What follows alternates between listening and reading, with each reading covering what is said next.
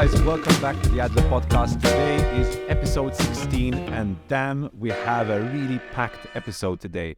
We're done with the Oscars, we're done with all the awards talk, but thankfully we've got a lot of DC news, we've got a lot of box office news to talk to you about today, Gladiator 2, we've got the Mandalorian going on and Joe not being too happy about the Mandalorian. We also have The Last of Us. The whole season is out and now we can fully discuss all spoilers, discussion on The Last of Us to go in, and a ton of news of obviously some bad news, some very, very bad news, some horrific news, but also some very good news as well to talk about. With me today, as always, is the one and only Joe Paolella. All good, Joe? All good on my end. How are you doing? Not too bad, not too bad. I had a quick nap, watched a couple of episodes before I got onto this, made sure I watched Ted Lasso before I got onto this to be in a good mood, and not the Mandalorian. And I was good to go right after watching Ted Lasso, but I'll get into that in a little bit. King of Dad Jokes is back. How's it going, Franco? I want to rage quit Malta, basically. It's incredible how whenever it rains, even with pisses, if just a little pip like this, the country stops working. But I'm okay. I've been busy. Last time I was absent. I need to get so much stuff done, but at least I'm getting into a routine. Work is interesting. I look forward to be able to be more creative. And I missed you guys. Thanks, Francesca. Shout out to Francesca Varela for taking over. And I hope she gave you a run. I hope she gave me a run for my money. She definitely did. Definitely. Okay, I'm going to rage quit the podcast. Ciao, man. Ciao, Franco. In fact, I had Francesca, I messaged her just before the show. She's going to be joining instead. Type. Ciao, man. No. No, but it's good to have you back, Franco, as well. Cheers. We missed your energy. Not today. Today, my energy is like... That's what Maltese traffic does to you, my friend. That's what Maltese traffic does to you. Let's get to it, guys. Let's get to it. What's in the news? What's in the first news? Andrea, so how are you? Got wait. Talk about. Wait. Because we forgot the last podcast. Please, guys, like this podcast, subscribe, comment. Tell Andrea that he still has to watch The Empty Man. He watched the wrong man. He watched Ant-Man Quantumania. All right? And do give it a listen on Spotify. Follow us on Instagram, on all of the socials. That's it. Definitely. How are you, Andrea? How are you? I'm good. I'm actually very good. And I'll tell you why I'm very good in a little bit when I start to talk about what I've been watching this week. But a lot of good stuff, thankfully, this week. And watching good stuff makes me happy. So, before we get started, what is the Ad Lib Podcast all about? It's all about movies, all about series, and sometimes we talk about video games, although we do tend to forget video games quite a bit here. Today, we're going to split our show into 3 sections. We're going to start off, as always, by talking about our week, what we've been up to, what we've been watching, what we've been playing. Then we'll get into the news. And finally, we have some reviews and or discussions to talk about on movies and series that have just come out. Franco, what have you been up to this week? Anything interesting you've watched? Not much. Have I told you guys about Huesera, the Bone Woman, last time? It's a Mexican elevated horror movie.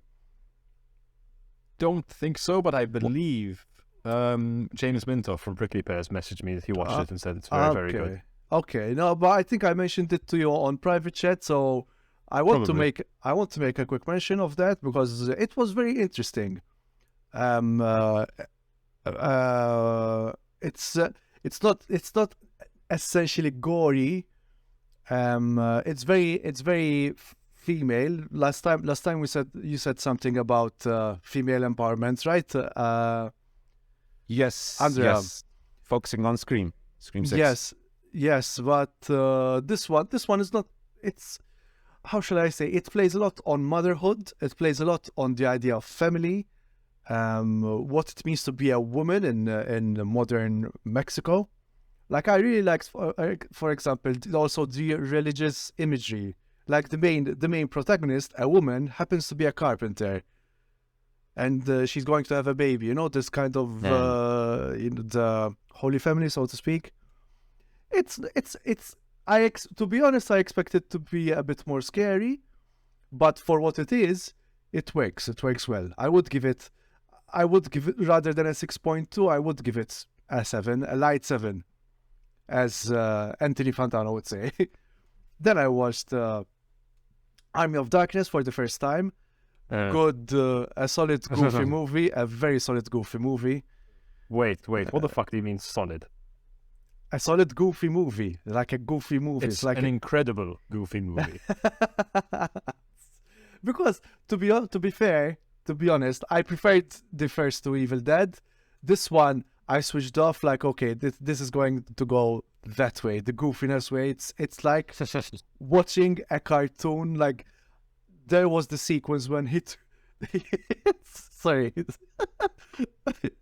where he throws down the chainsaw down the well, and Bruce Campbell jumps, and if he hits it, like I immediately knew what's going to happen.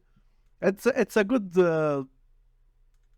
build up towards the Evil Dead remake, which I have to see the first remake, by the way.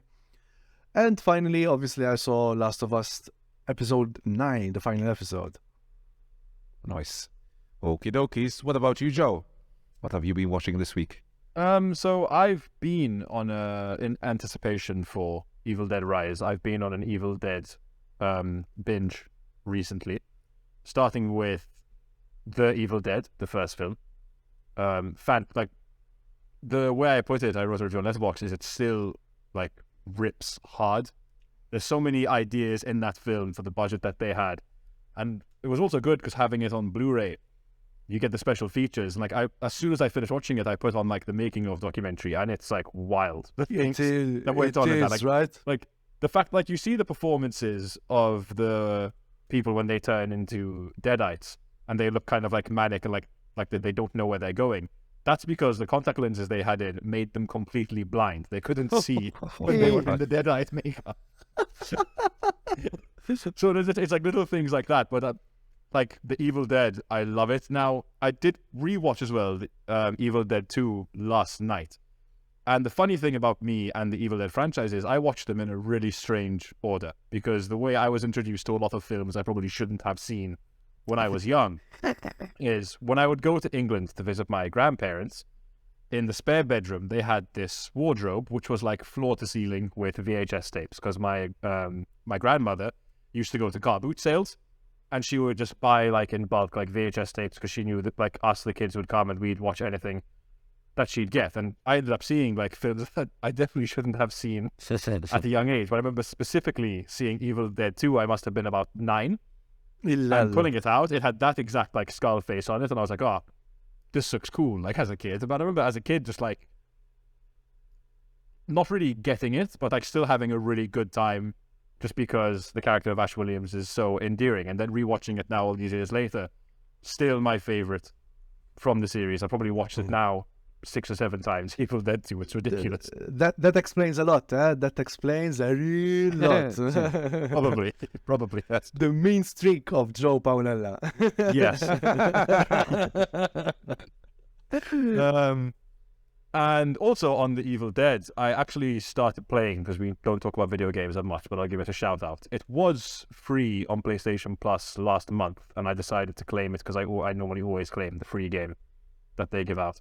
It was Evil Dead the game, which, if anyone's familiar with the game Dead by Daylight, it's the same sort of scenario. So one player plays as the Kandarian demon, and then there's 4 survivors, so you can play as like Ash from Evil Dead 1, Evil Dead 2, or Army of Darkness, or even Ash versus Evil Dead. There are loads of side characters, like there's Lord Arthur from Army of Darkness. Yes. Really fun game. I don't normally like the 4 versus 1 dynamic, because usually the guy who's the monster is way too overpowered. But the balance is fun in this, and there's mechanics that really make sense. Like, you have a fear meter, so if you're alone and you're in the dark, your fear meter goes up faster. If your fear meter's too high, the Kandarian demon can possess you and get you to attack your own teammates.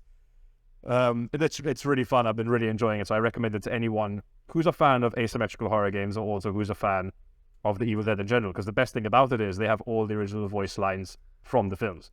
The graphics, cool. the graphics for a free game are very decent. Much Yeah, better than a AAA. Yeah, it was free for a month. Now, obviously, it's still you have to buy it now, but it was never a full price game. I think it was like €40 when it came out brand new. Is So it it only was- on PlayStation, Joe? No, it's PlayStation, obviously PS4, PS5, the Xboxes, and PC, and it's full crossplay. Okay. By the way, Ooh. So- No. trigger warning, guys. That good, so gory is the. Yes, the game is very bloody, but as I said, like the best thing about it is you could be playing as Army of Darkness Ash, and you pick up a shotgun in the game. And then he picks it up. This is my Lord. boomstick. Like, Oh my god, so cool. so then I haven't heard of this game, Stella. for fans of the game, it's really good. Like for me, like as I said, I wasn't into those kind of like 4v1 asymmetrical horrors, but this one, apart from being a lover of the series, it's a better formula than most, in my opinion. And then lastly, actually, again, Evil Dead, because I've been on a full binge of it. I realized Netflix over here finally got the entirety of Ash vs. Evil Dead, the TV series, which I'd never watched. And being like 5 episodes in now, I'm like, it's like an Evil Dead 2 with Army of Darkness made with like modern technology. And it's still kind of cheap in a way. And the best part is, I mean, Bruce Campbell's back as Ash, so the more Ash I can get, the happier I am. So I also recommend that to fans of the True, Evil Dead. true, And true. finally, I watched Cocaine Bear, which I will get to later. What did you want? Cocaine Bear. Joe, Cocaine Bear. we were talking, Andrea and I, before we started the podcast, if the goofiness would work for a modern audience. Because I told him, when I watched Army of Darkness, they don't do movies like that anymore. No. That are firmly tongue-in-cheek, that they don't take themselves too seriously. I have to say, the villains are so charismatic. Like Yeah. even the small side characters with the skeletons. I was surprised by how charismatic they are. Yeah, I don't know. It's a tough one because, like, the best thing about the Evil Dead films is that they are so themselves, you can't really criticize them. They're not Yes. pretending to be anything else. Like, the Evil Dead is absolutely the Evil Dead. And then Evil Dead 2, even more so, is absolutely Evil Dead 2. It is I not mean, pretending a to be anything tree else. shacks a woman. Like, what Yes, the... like, it's fact that, like, Evil Dead 2 basically retcons and remakes number 1 in its opening 10 minutes. Yes. That's another. Did you ever understand why that was the case? Like, I will tell you. haven't done... I love the movies, but I haven't done any research about them. Like, what was the point of that? I will tell you, making of documentary coming in handy again. Joe coming with the trivia. Exactly, they didn't have the rights. Oh. They didn't have the rights to the first film, so they technically couldn't depict anything directly in it. So they're like, okay, Yeah. we need to basically introduce this book, like the Book of the Dead, the Necronomicon, and what it does, and we need to give like Ash a reason to be here. So like, okay, we're going to do Evil Dead 1, but we're going to do it in 10 minutes. And instead of 5 people, it's going to be 2. Also, Fair enough. have you noticed the running time? It's a simple So short. 80-minute movies, all of them, right? Yeah.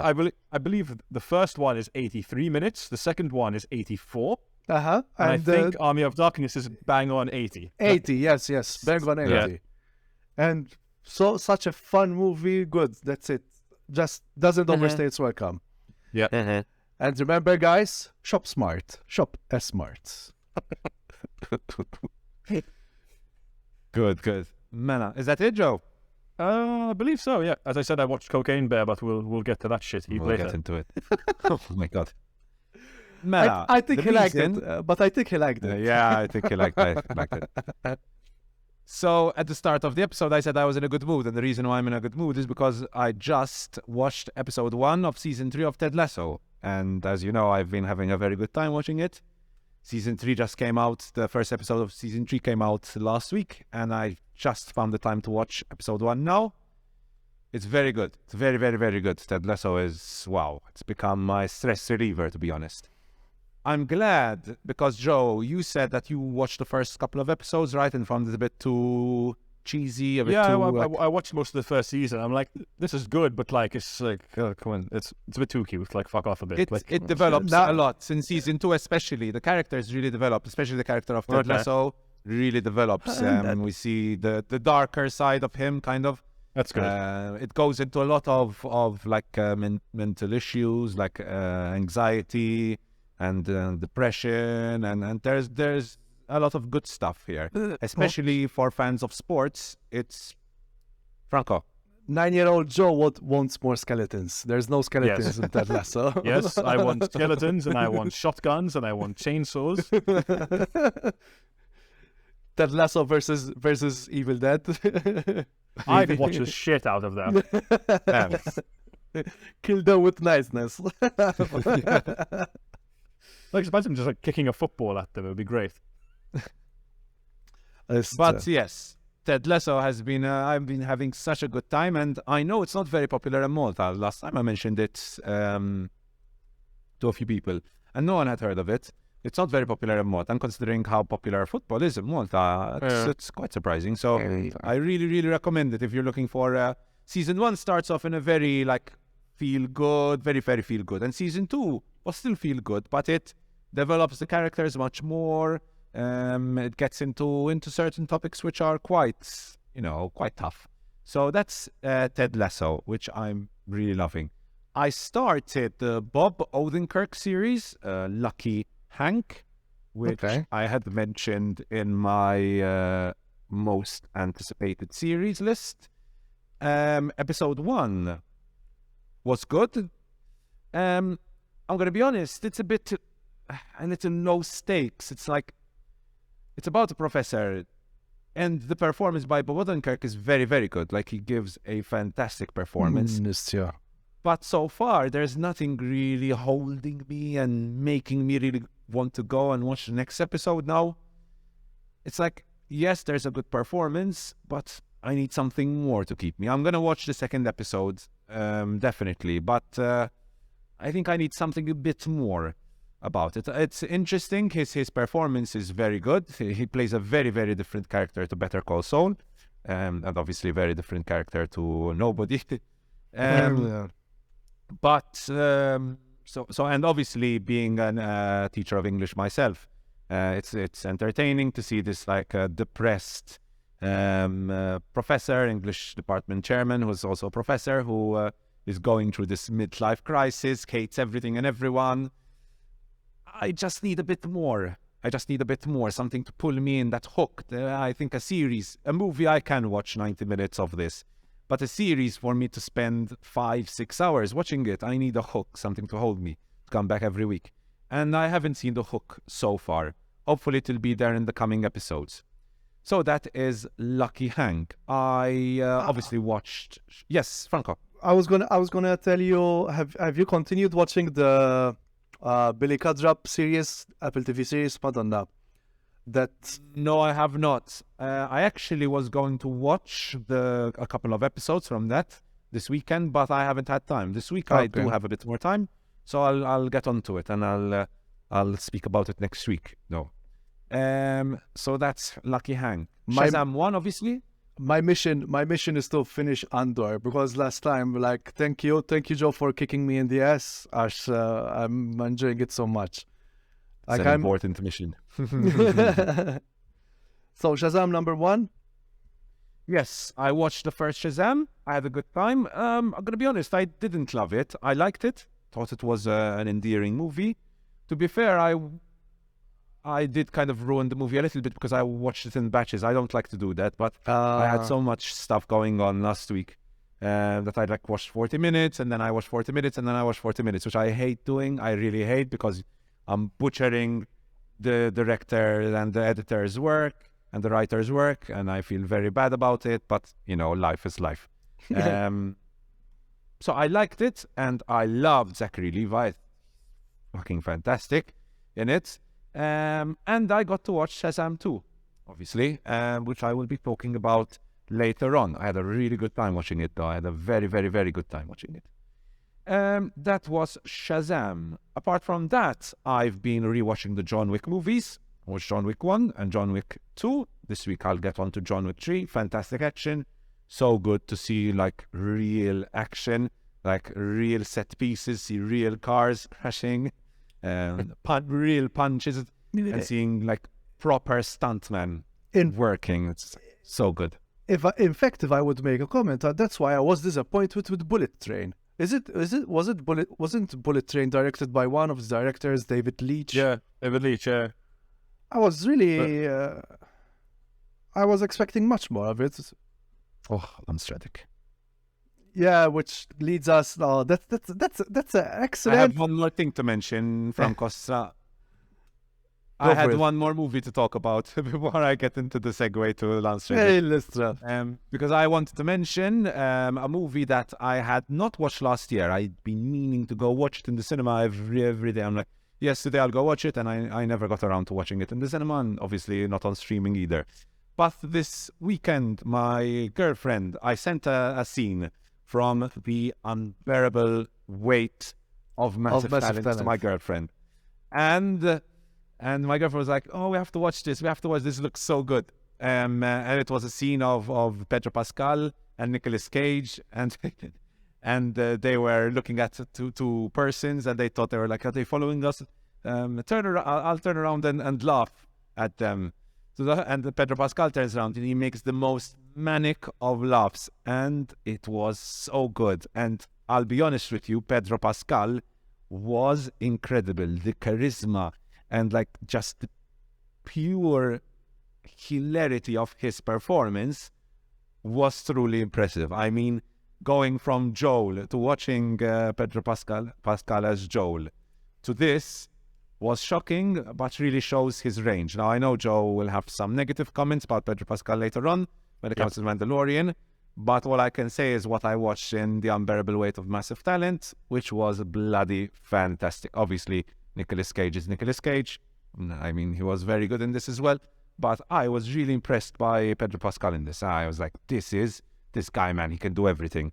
Like, he can do humor really well, he can do manic really well, he can do like super serious, emotional really well. The guy is just so good. So good. So that was The Unbearable Weight of Massive Talent. Now, going back to John Wick, one thing I wanted to mention about John Wick was how good the lighting is in this, Madonna. Ooh. Give me that. How is the lighting so good in John Wick, Madonna? Give me that neon lighting goodness. Now, me and Fra, I don't know, Joe, about you, but I know Franco loves neon lighting. I adore neon lighting in movies. Blade Runner is one of my favorite films of all time. That should tell you everything you need to know. And there we go. Nicolas, if you want like to overdose on neon lighting, Nicolas Winding Refn, no? Yeah, Nick Winding Refn, yeah.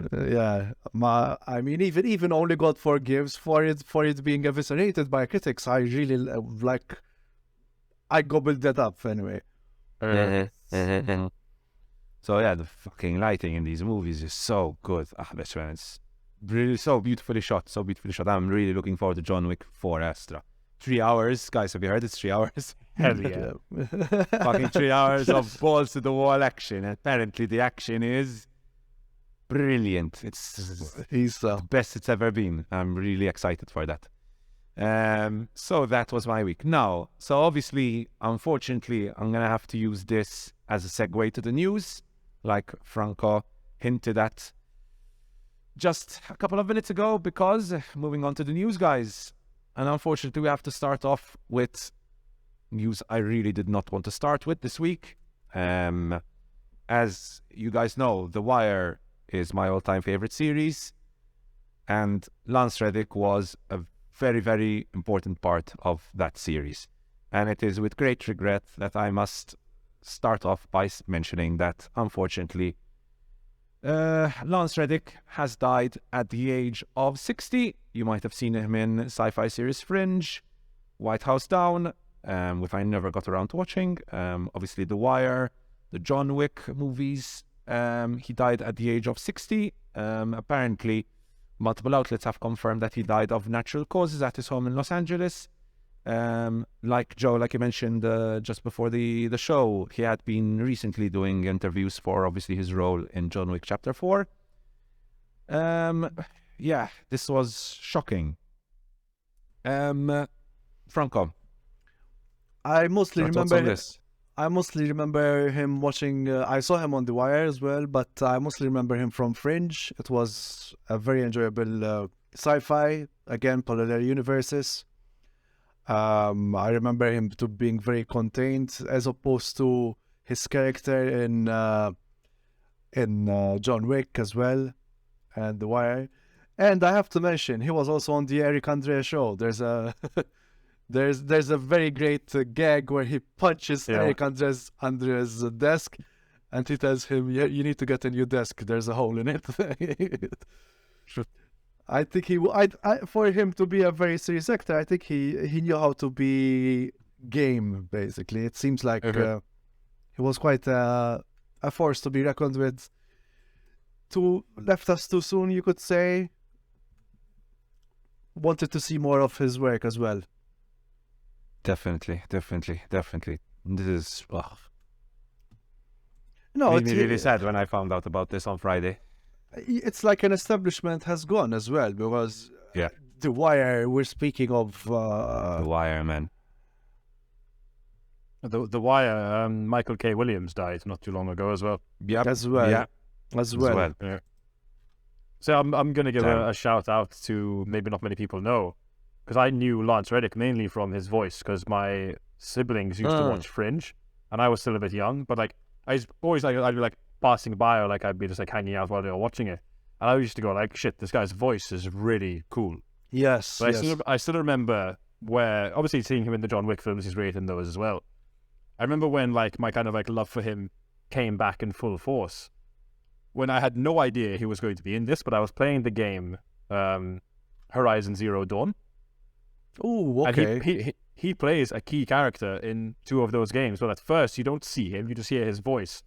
And I remember straight away, like when you first hear the first voice note in the game, like, holy shit, this sounds like the guy from Fringe. And then sure enough, you see him, and it is Lance Reddick, like fully in the game. He's in both of them. He plays Olin in both those games. And also, as you said, he was very game. Franco, he's got a great kind of like small part in an episode of It's Always Sunny in Philadelphia, where like I just saw. Yeah. I'm seeing the credits right now as well. yeah. Where he essentially plays a pimp like in the 60s. and he's ridiculous. He's a complete like caricature of like what a pimp would be. And Destiny. He was the voice in Yes. Destiny as well. What's his name? He's a major character in Destiny. In fact, apparently, people logged into like Destiny like after his death was announced. Zavala. Yeah, Commander Zavala.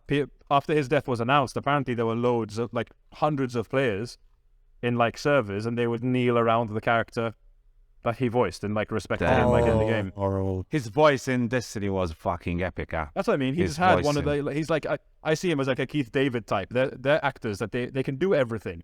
They've been in everything, and their voices are incredible. Yes. And you know what is the sign of a really good actor? Imagine being in this horrible Resident Evil series. Yes. And yes. still being very good in it. Yeah, Because Lance Reddick was excellent in the Resident Evil Yeah. series. He was the only like good actor. yeah. Like, No, everyone was horrific, and he was just acting the hell out of, Yeah. Out of it. the whole thing. I've seen him in like a couple of like trashy like B movies over the years as well, because he just liked to work, Yeah. And by the way, and he was good. he's also the voice of that's another series I have to get around watching, Castlevania. He was the voice of the captain in Castlevania. He was in Castlevania. Holy shit, he was. What? Also, Franco, yes, you need to watch Castlevania. If you actually, here's an interesting thing. I actually met when I was in Korea. I met one of the team members behind the series, and I was actually Oh shit. I was actually teaching him English, and he was explaining to me how the process works and whatnot. I love Castlevania. I adore Castlevania. I told him, Really? I told him, you're doing great work, because I think one of the animation studios behind Castlevania is actually Korean as well. Yeah. So it was brilliant. Really, really good. It was an honor to meet one of the creators behind this series. It's Warren excellent Ellis. stuff. Warren Ellis. Oh my God, I love. How the fuck? Warren Ellis is one of my favorite creators now, because he's got so much behind him. Mm-hmm. See his CV right there. Yep. All right. So that is the unfortunate news of Lance Reddick passing away. Rest Done in and dusted. power.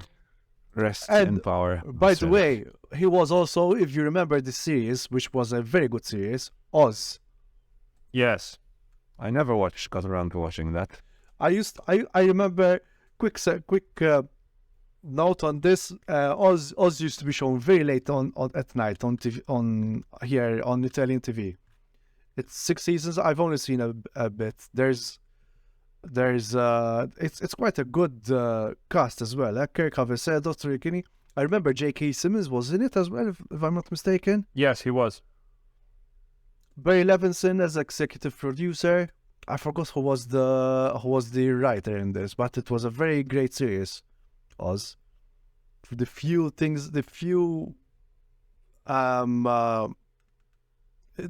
snippets that I caught I was hooked, actually. That and The Shield. I remember this was shown in like at the same time as The Shield, right? I think so. I don't remember.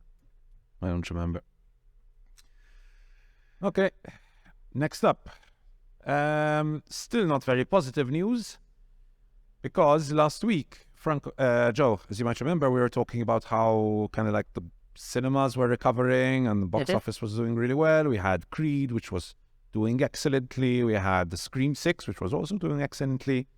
This week, we got some pretty bad news for Shazam, Fear of the Gods, because it has earned only $65.5 million at the global box office, which for a comic book superhero movie is pretty bad. And this is a movie with around, I think, 120 million budget. So it's going to make a big loss, damn. Going to make a very big loss. There's 2 people to blame. James Cameron,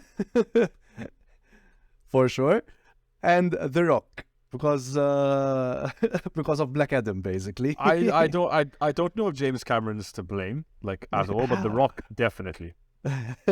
No, but James Cameron, he would just wipe the floor with Shazam, with Avatar. No. I mean, yes, but I mean, you can't really compare, right? One is a movie which took like 6, 7, 8 years. How long to make? I mean, but excuse. This is fast food movies. Excuse the pun. He stole his lightning, huh? James Cameron stole. I think that's the problem, Andrea. It's a fast food movie. I don't think. I mean, this is me being really optimistic as well.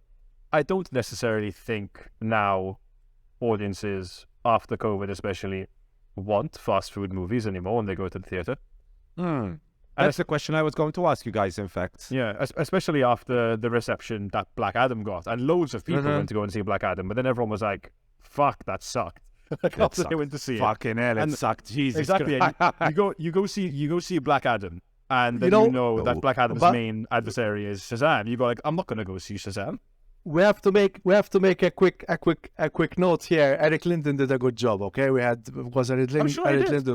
Eric Linden was part of the stunt team in Shazam and Black Adam, and you can see his work if you follow. I'm obsessed with Corridor Crew. Sorry, guys. They get a mention almost every episode. It's true, like the empty man. It's horrible. But guys, trust me, Corridor Crew is such an education with animation, special effects, and stunt. It is. I'm actually watching it as well, and I'm having a very good time watching them. The commentary is so good, top notch, really good. And I have to say, please, Joe, snip this and put it on TikTok.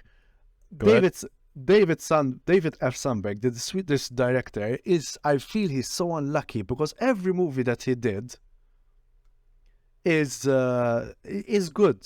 It's positively received by the critics, positively received by the audiences, but it never does well on the box office. And I loved Shazam, Fear of the Gods, mind you. I really had a good time, and we'll get into that in the review. But he has this curse. Like, he did Lights Out, which was based on his short on YouTube. Yeah. He did Annabelle Creation. Annabelle Creation. Yeah. And as a sequel, it was very well received. Then he did Ouija Origin of Evil before. That was actually Mike Flanagan, Ouija Origin of Evil. But so what? Wait, what did he do as well? Just a second. He did Annabelle and Lights Out. And now here comes the cut. Snälla, David Sandberg, vi älskar som du kommer på podcast. which I said we would love if you would come to the podcast. Yeah, I assume that. I forgot how to say our podcast in Swedish, but I have to polish my Swedish big time. Oh yeah, he'll understand. Hopefully. And that's your TikTok, Joe. Got it. But yeah, so this is not good news for DC. I think another big reason for this was obviously people knowing that basically it is not going to lead to anything. Yeah. Because obviously it's going to be a clean slate. However, I have read some reports that have stated that Zachary Levi might actually stay on as Shazam in the coming DC movies. So there's that as well. And I mean, you guys don't mind if I spoil a small thing at the end, right? Not in the slightest. In the post-credits scene. Like, there are... Actually, I'm not going to spoil anything. Obviously, there are hints as to what will happen to Shazam in future movies. And, I mean, there is potential for the character in coming movies. So, again, I really enjoy... I thought Zachary Levi in this was fucking hilarious. He was so funny. Like, I was crying. But we'll get into that in my review. Anyways... Not a good sign, however, for DC with its 65.5 million at the global box office. I'm sure they expect better. We wait and see with The Flash, because with The Flash having Tom Cruise's stamp of approval. Yeah. Is that definitely a good segue, Andrea? That is a very, very, very good segue, because in what is... Thank you, Franco, for that. It was amazing. In what is probably my most shocking news of the week... although, to be fair, we will be talking about Denzel Washington later on. There's that as well. Again, this is not something I ever expected I'd be talking about on the podcast, but apparently Tom Cruise asked David Zaslav to watch The Flash, and they sent The Flash to Tom Cruise's house. He got to watch The Flash, and apparently he loved it. According to THR, David Zaslav met with Cruise and raved about The Flash. The actor got interested in the anticipated DC film and asked to see it before release. Zaslav then had an employee bring the movie to him for a private screening at Cruise's home. Hollywood stars said to have loved The Flash, calling up the movie's director, Andy Muschietti, to congratulate him. Cruise reportedly said something along the lines of The Flash being everything you want in a movie, and this is the kind of movie we need now. Which is interesting. Mm-hmm. Tom Cruise, I've always wondered, what does Tom Cruise think about these kind of like comic book movies? Joe? I don't know, but keep in mind, Tom Cruise is a man who believes that reality was created for him to have fun. And he believes in the writings of L. Ron Hubbard, so... pinch of salt, maybe? True. Like, it's good. I mean, it's good. It's good to hear. I mean, the guy obviously, he know. I can't deny that he knows films because he's been in stuff like he's worked with masters like Kubrick and Paul Thomas Anderson, and I mean, I have to admit it. He kind of saved theater going with Top Gun Maverick. The way they held that film for the right time, and that was because of him. They held that film for the right time. And he loves cinema. He loves cinema. He just one of the most satisfying videos I've ever seen. It's because of like the emergence of 4K televisions and their like motion smoothing stuff. Is the video of him and Christopher McQuarrie explaining to you why you shouldn't use motion smoothing on your 4K television when you watch a film. Yes. I'm usually You are right, Joe. That was something that, oh my God, I don't like the guy, but Jesus Christ, he's so right about motion smoothing on 4K television. I don't understand. I don't want to watch every single frame is a video game. You know? I don't understand it. It's like it's silly because then you get the ignorance of some people. They buy this shiny new 4K TV. They watch everything in motion smoothing, and then you show them a film and you turn off motion smoothing, and they go, "This doesn't look good." No, of course. But maybe that I'm not. I'm being the devil's advocate here. Some people don't notice it at all. They really don't notice it at all. Oh yeah, no, some people won't notice it. Yeah, for sure. But please, I hope the 60 frame per second trend goes away because I hate seeing. Oh, yeah. I'm sure it will. If The Hobbit didn't change the industry, I don't think anything else is going to do it. But wait a second, because 48 frames per second worked for Avatar. For some people it worked. For Andrea, it didn't work. Yeah, I think it worked if you saw it in the way it was meant to be seen, which is in IMAX the on the best projector were jarring. and in 3D. That's when it worked, for sure. The transition star is where it was jarring because I loved just seeing the scenes underwater in 48 frames per second. Those were beautiful. But once it then transitions to the 24 frames per second, it was like I'm playing a game and it's lagging and it's like suddenly characters are moving like this and then everyone's moving smoothly and everyone's like that it felt really jarring in the cinema. But again, probably the technology to do with the cinema where I was watching it. And looking forward to see Tom Cruise in action again in the Mission Impossible. He also after J.J. Abrams, he also took the franchise under his own hands. Yes, good on him. And unfortunately, I didn't see it. But if he didn't meddle so much with the Mummy, the remake of the Mummy, we could have got the Mummy. The Mummy is fucking terrible. You watch it, Joe? So the Mummy was shout out to my friend Max. A lot of our friendship was built years ago by me going to his house every Sunday and just picking a film and watching it. And there was one time, because like Max, he likes really good films. He obviously likes really good films, but he also likes fucking garbage as well. Like he loves the Fast and the Furious films, but he also likes watching a bad film to laugh at it, which I can get into that as well. But we had been on a really good run of watching all these really prestige films. I remember we watched Lahan, we watched Son of Soul, and we watched Danny Boyle's Sunshine all in a row, and we're having a really good 3-week run of really good films in their own right. And then he goes online there's The Mummy with Tom Cruise, we can watch it. And I'm like, no dude, fuck that. I'm on that movie looks terrible, I'm not watching it. It's like, but dude, there's Tom Cruise in it. I'm like, no way. Then he said, okay, we'll put it in a random generator with 4 other films, and we'll watch the film that comes out.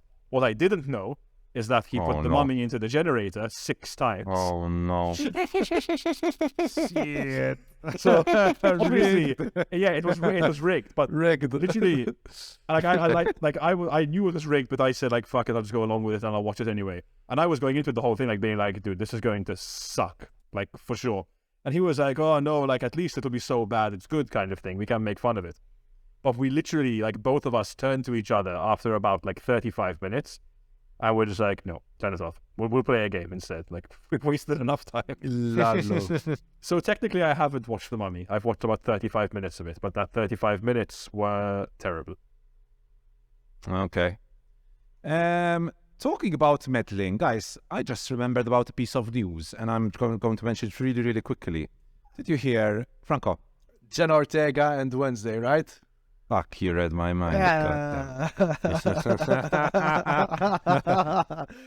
I know. Did you hear about this news? I know you missed me, guys. I know you missed me. Did you hear about this news? This is fucking interesting. Stephen the Knight is the guy who did not Deadpool, Madonna. We were talking about back in the day. Smallville. He did, and I love the series. And oh my god, I'm putting up a blank here as well. Oh my god! And it was on Netflix as well. Oh, and I love the series. Without no, sorry. No, and it's on. It's a Marvel series, one of the Marvel Netflix series. Oh my Oh, god! there's Spartacus. He was Daredevil. Spartacus. Daredevil. He did Daredevil. Daredevil. He did Daredevil. Stephen Knight did Daredevil. Anyways, and this was a really interesting piece of news because there was an interview with Jenna Ortega, and apparently Jenna Ortega intervened a lot with her character. And to be honest, from what she said, I'm very happy she intervened and meddled with the, because apparently they were trying to push like this big love story involving Wednesday Addams, and she was like, no, I can't do this.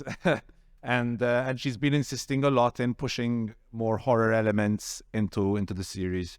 But Stephen Knight commented about this and called her, these are Ortega's words, that she was almost unprofessional in a sense, by changing her lines.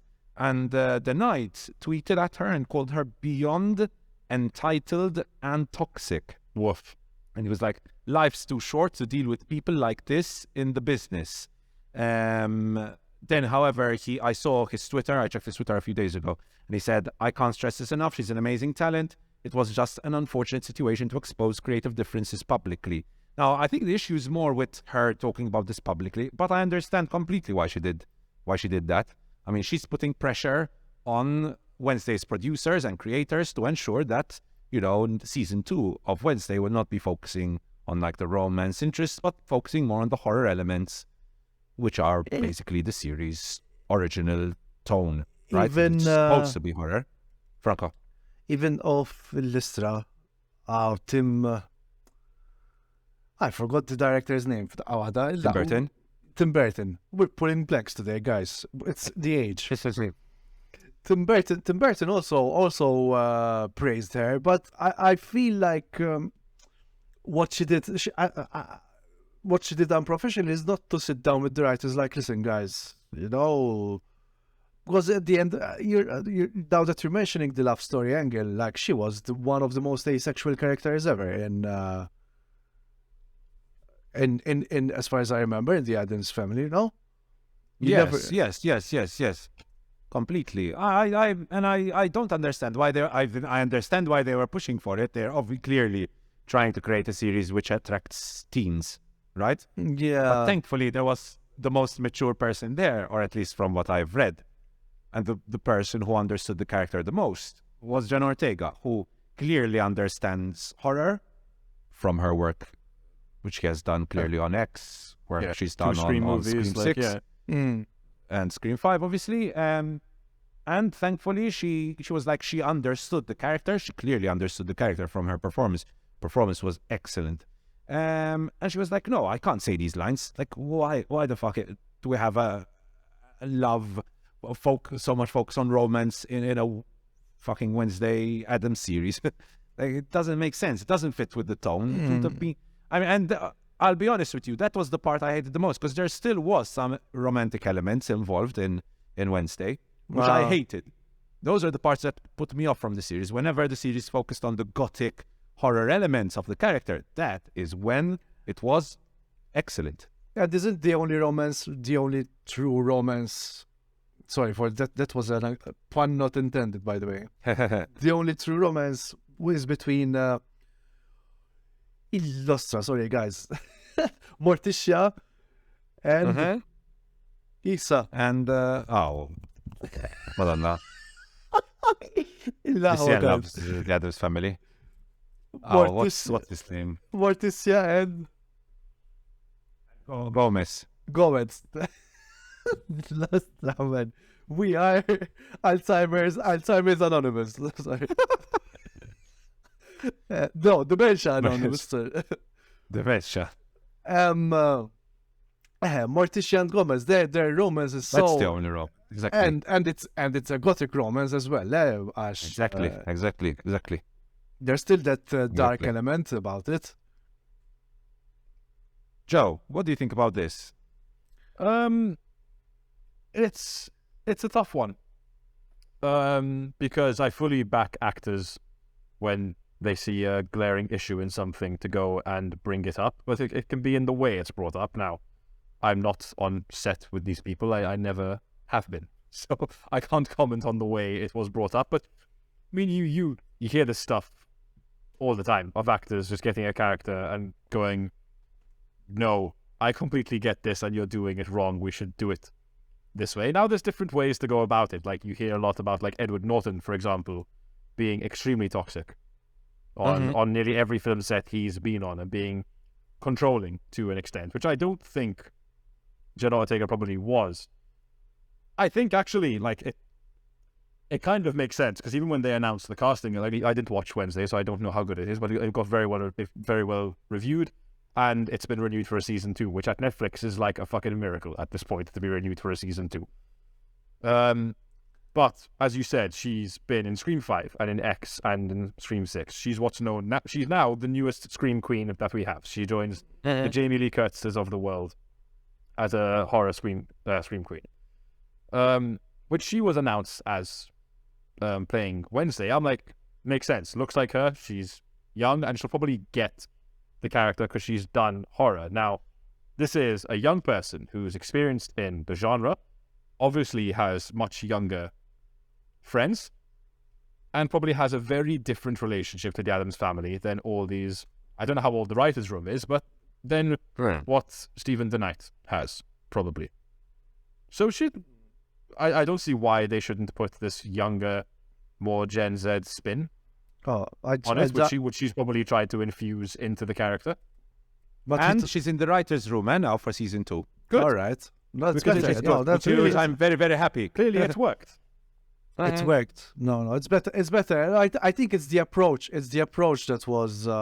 Listen, I'm being in both situations myself. I think there's a tendency to be very precious about our own work, and yes, so it's like there's the writers who work so hard on making the series, and they thought this should be the direction that it goes, and then there's Jenna Ortega with her own interpretation of the character, and she's also precious about this character. So it's a clash. It can definitely get toxic, if no doubt about it.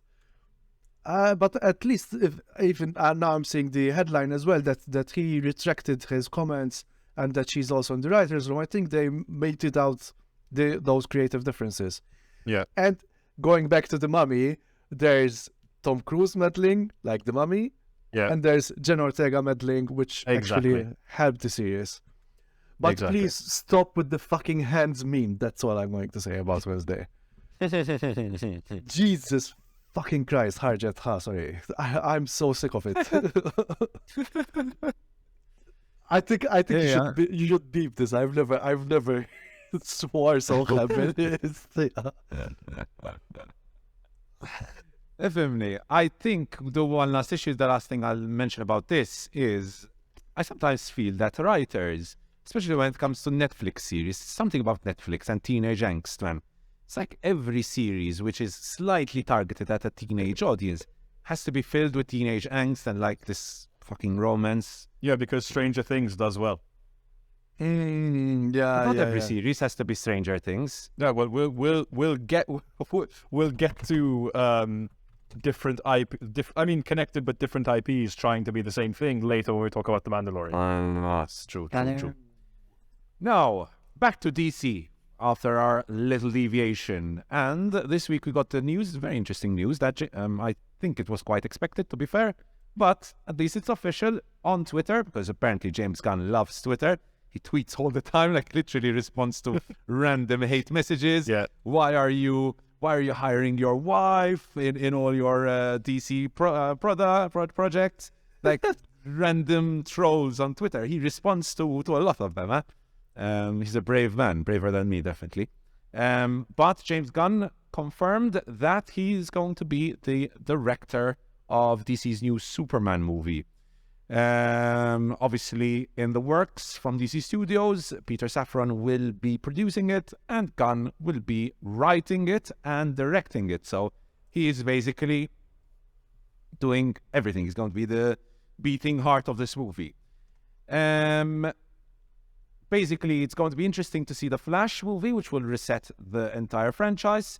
And from there, we then move on to Superman Legacy, which will be the reboot for Superman.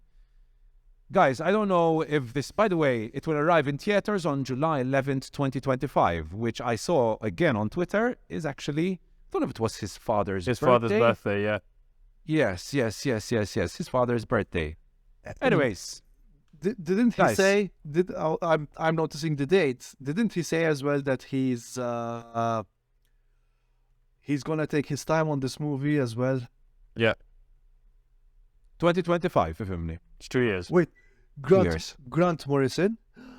That's another great name in comic book movies. Grant Morrison. Oh, that's very promising.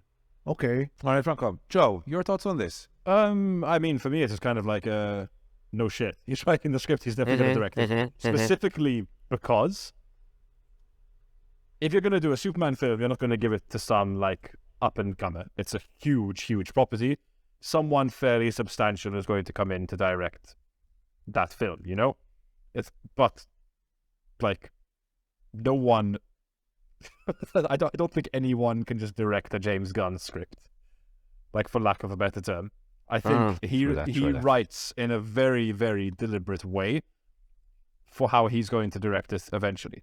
You know, it's a similar thing like with Taika Waititi. I can't imagine anyone else doing any of Taika Waititi's films because it's almost like part of his like personality now, like the way these films are made and the way they're written. Like, okay, you saw it a little bit with Peacemaker, shout out, brilliant TV show.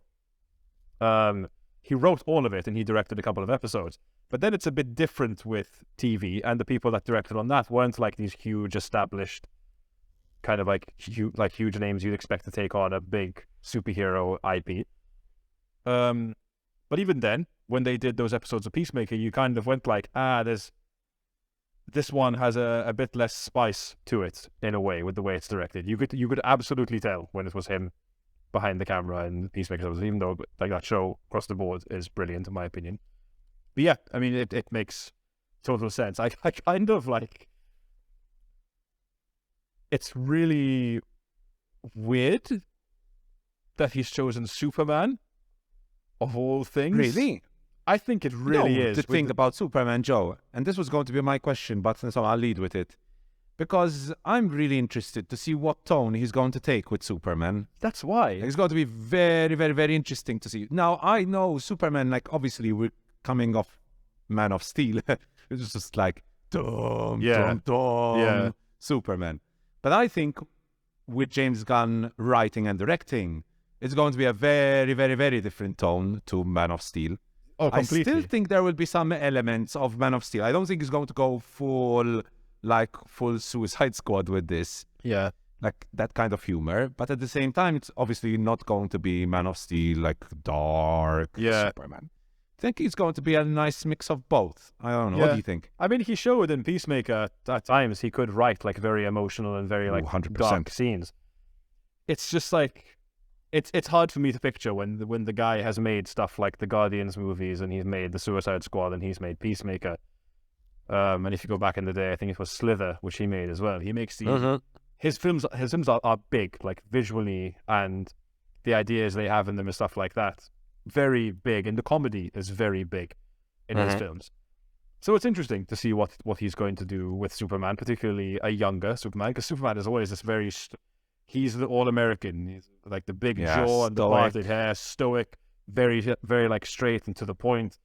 He's basically the Captain America of the DC universe, and the way their characters are, they've got a set morality which never changes, and they're the American dream and all that. So it's gonna be interesting. Like I would have loved to have seen James Gunn like take on like, even though like I don't need this character to be done any more times than it already has, like to do the Joker, something like that.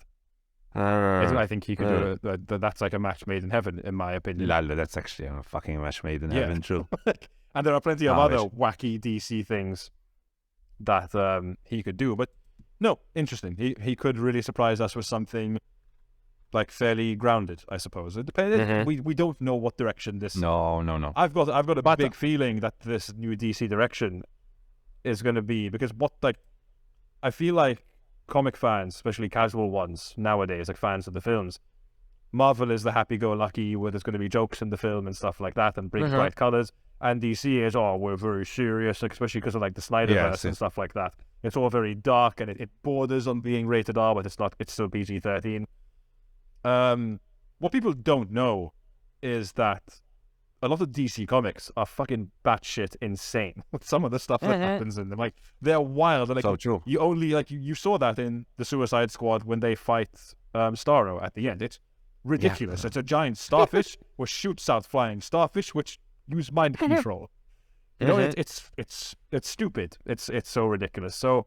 And they need to embrace this, I think. And obviously, James Gunn is the perfect guy to embrace this kind of stuff. I feel like if they went for, like, not a proper rated R, but if they made all of their films, like, a 16 age rating, where they're a bit more bloody, there's a bit of bad language, but they were just fucking insane, that could be a really cool direction for DC.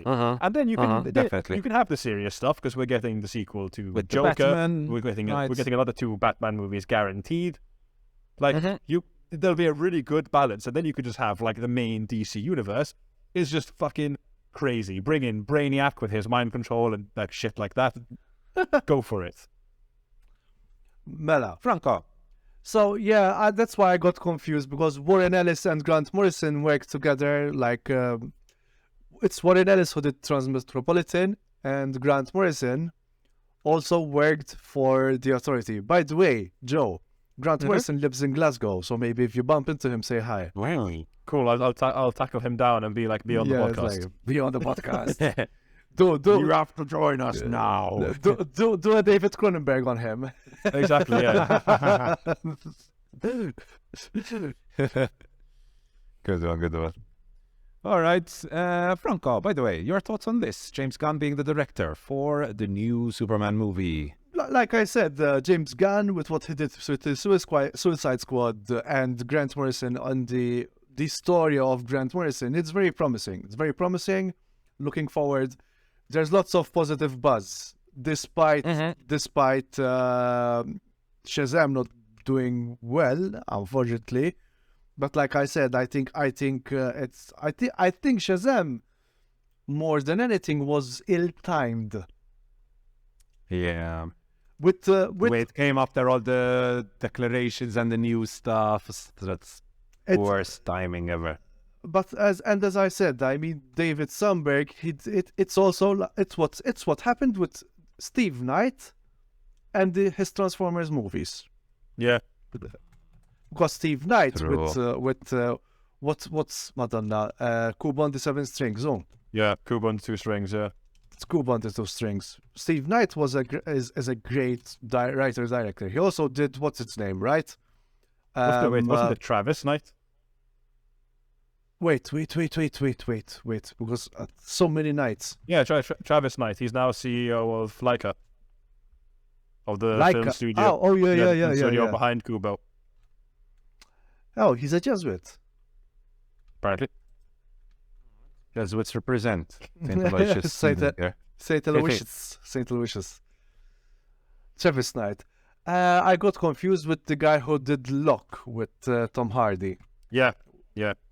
Which is Steve Knight, right? Stephen Knight. Okay. Yeah. So yeah, Travis Knight. Travis Knight was unfortunate as well that he had to take over a franchise which was almost dead on arrival. Mm-hmm. And David Sandberg as well. David Sandberg, I was checking some of his filmography quickly.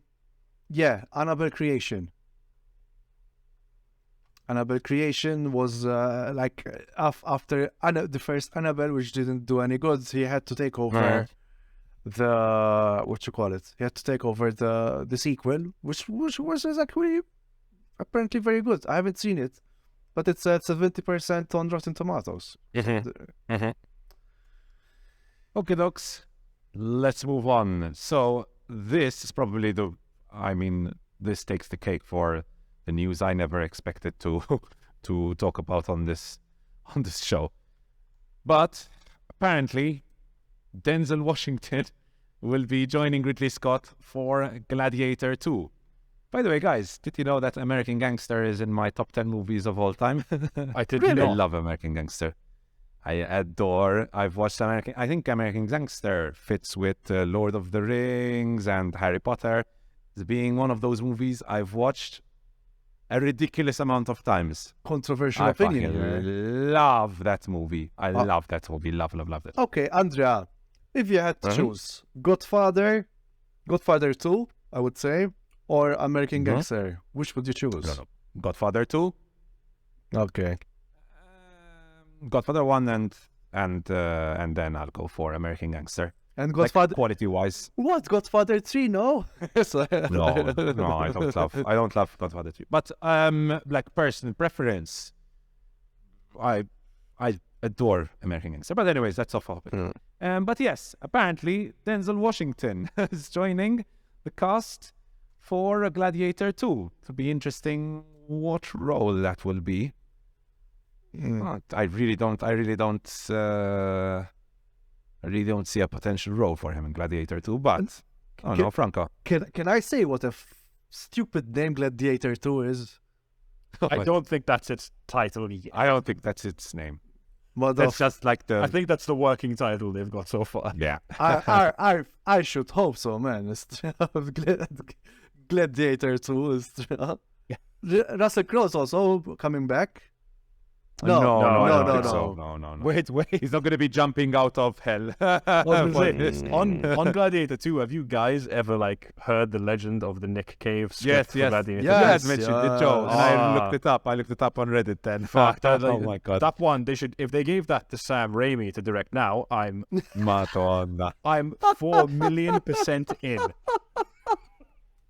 And not even that. It's the character of Maximus. It is still that character. Send Russell Crowe packing. Bring Bruce Campbell in to play Maximus, the age he is now. And ladies and gentlemen, boys and girls, and everyone in between, whatever you identify as, you have a 5-star film there. You're welcome, Hollywood. I'm here all day. And give him a chainsaw. Give him a chainsaw. Absolutely.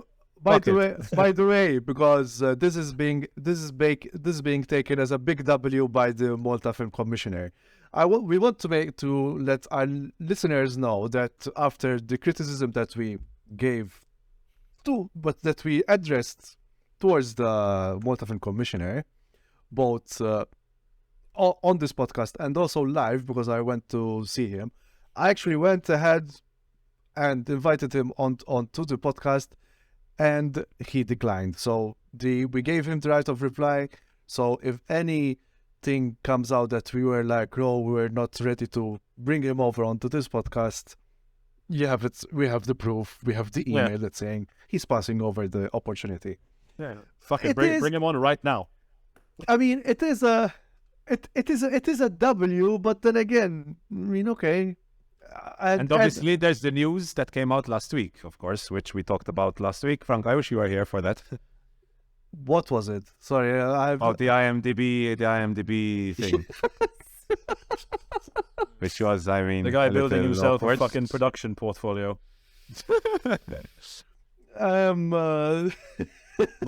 Not shady at all, right? I mean, this is the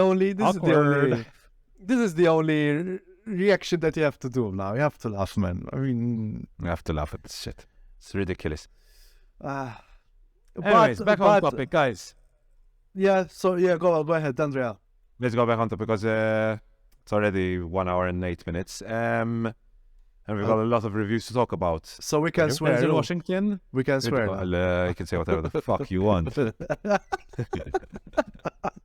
Denzel Washington, and might as well get this out of the way as well, Barry Keoghan, who apparently is going to be the antagonist. I've read some people saying that he's going to be the antagonist. Yeah.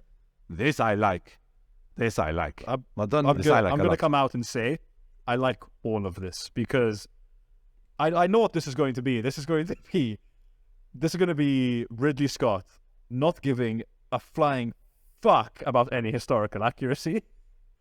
Everyone is going to speak in their native accent or just that typical British theatre voice. It's going to be overly dramatic. There's going to be blood. There's going to be Paul Mescal. There's going to be Barry Keoghan. There's going to be Denzel. And Paul Mescal. Sign me the fuck up. I'm in.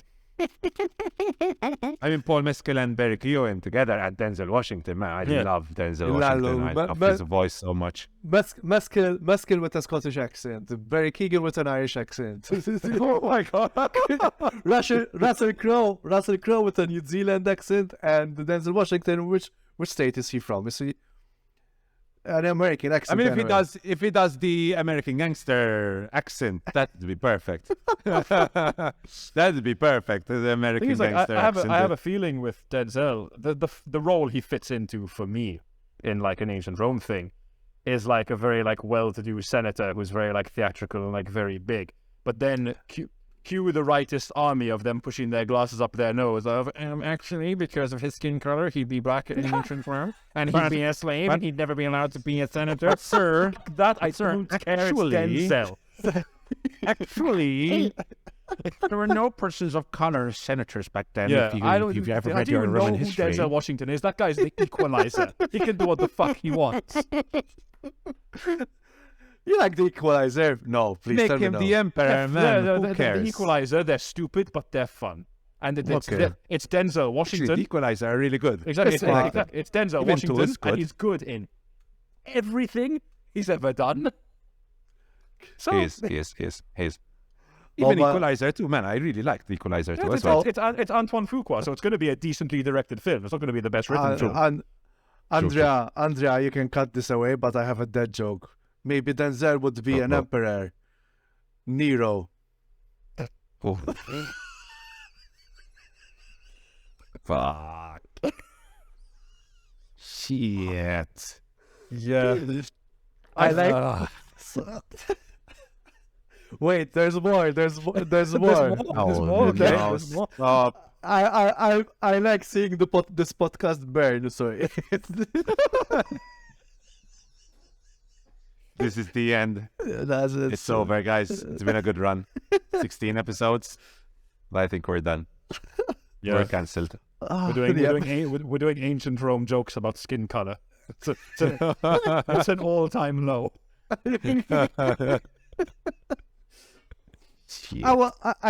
But speaking of which, I mean, I'm actually very typecasting him. Wouldn't it be the most probably like? But I don't care which role he's getting, but most probably I feeling he's going to take the role that was Oliver Reed's.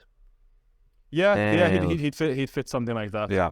Or he could be like a old, like retired grizzled gladiator that got his freedom, kind of thing.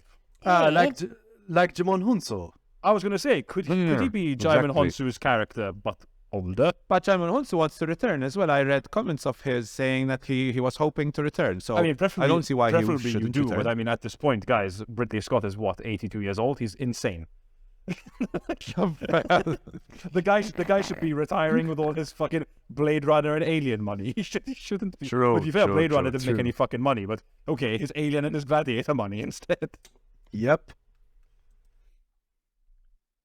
But man, the guy is, to be fair, he's still making good shit. I remember he made Ridley Scott will make what films was it? until the day he dies. The Last Duel. You guys like The Last Duel? I really like that. Again, the Last Duel. I think that was a film that did really badly.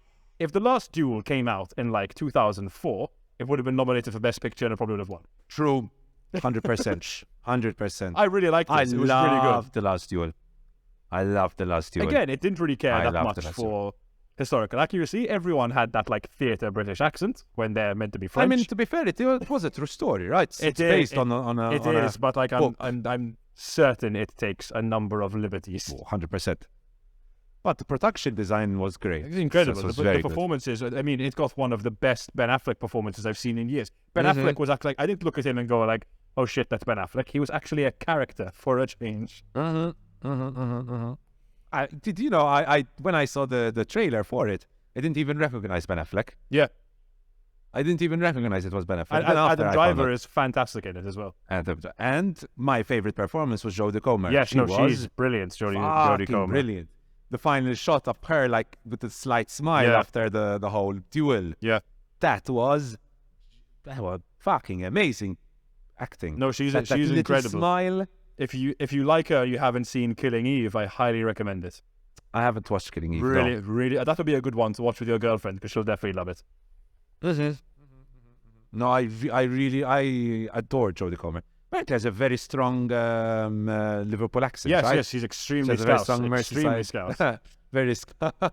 But then her accent yeah. work, like in films. There's actually a scene in Killing Eve because she plays like an assassin, where she like shows how many accents she can do to like fake being like a character to be undercover, and she goes from like a hard Russian accent to a very Essex accent to an Australian accent to an American accent in like the space of 30 seconds, and it's ridiculous. Damn, this looks really good. Yes, the first season, the one written by Phoebe Waller-Bridge, is fucking incredible. And then that's why the it's second season on my list. Yeah, the second season is Emerald Fennell, who did Promising Young Woman. Oh, it's another really good movie. That's why it's on my list, because I have everything by Phoebe Waller-Bridge on my list. But basically, I said, Joe, I hid away from you. That's why I wasn't there, because I was afraid you're gonna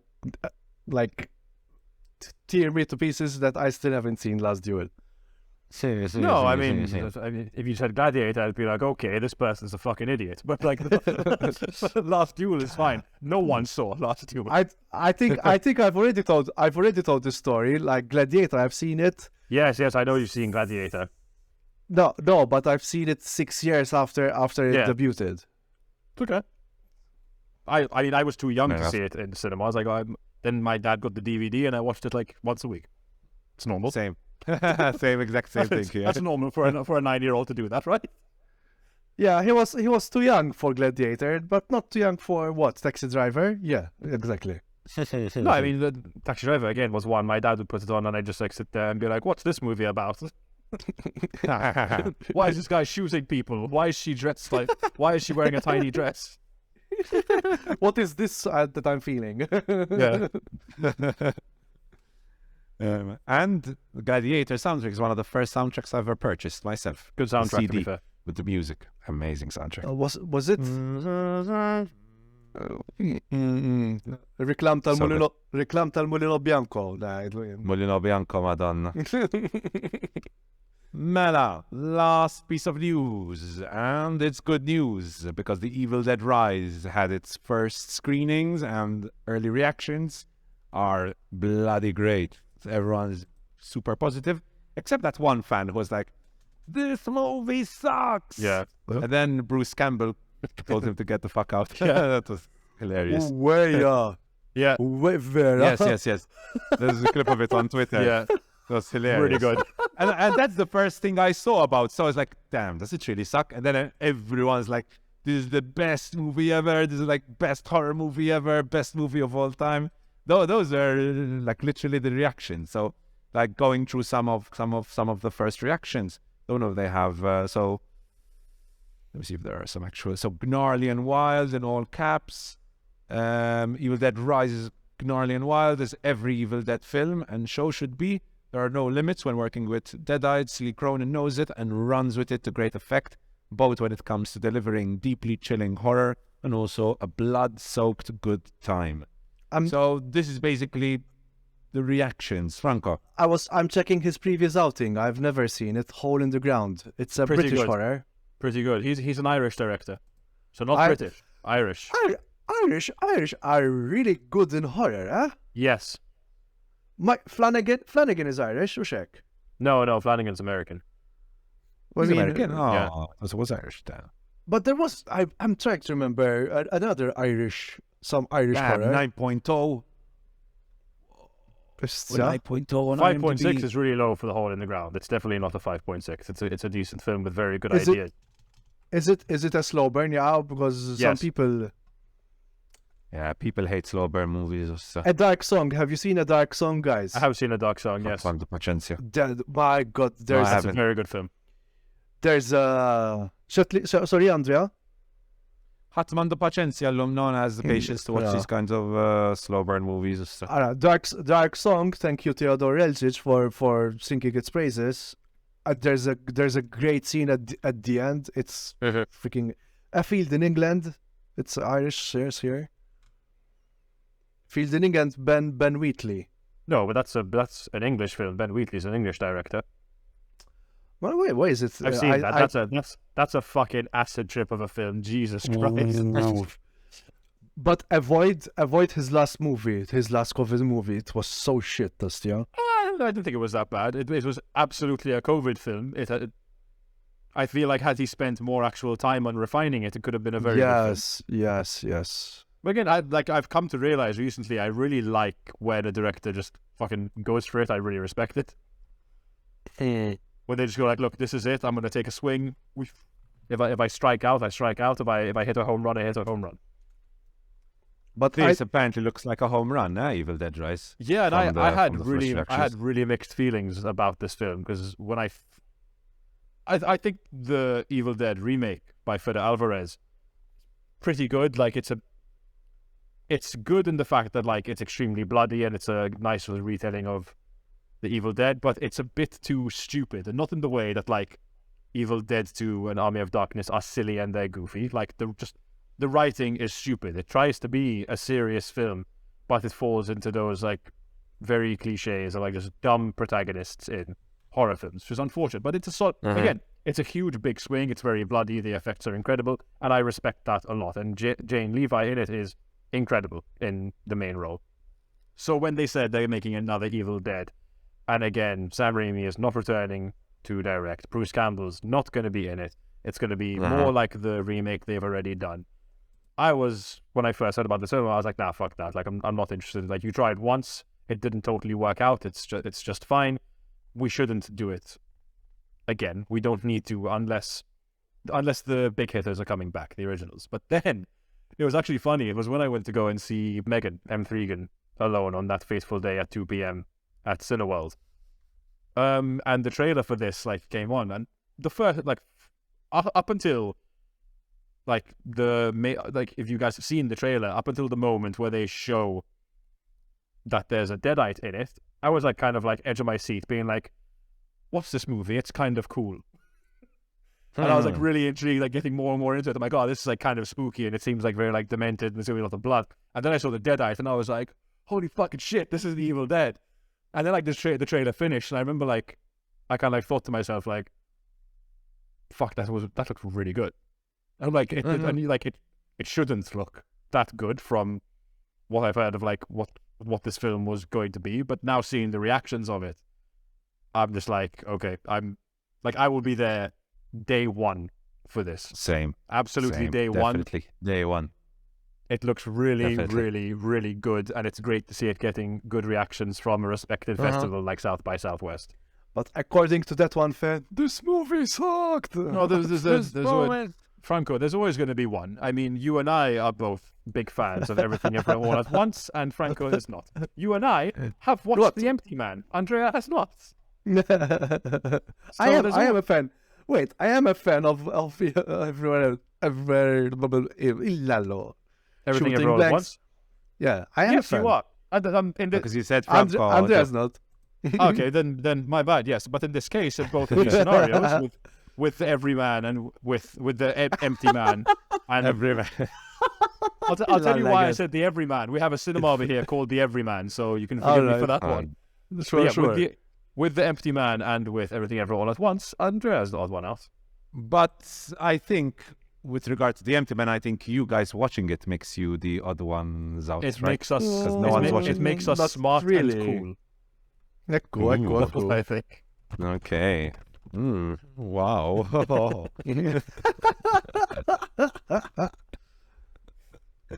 I'd like to join this society of the Empty Man as well, please. One day you will, and then you'll One realize day. what you are missing, One day. and you'll be completely underwhelmed.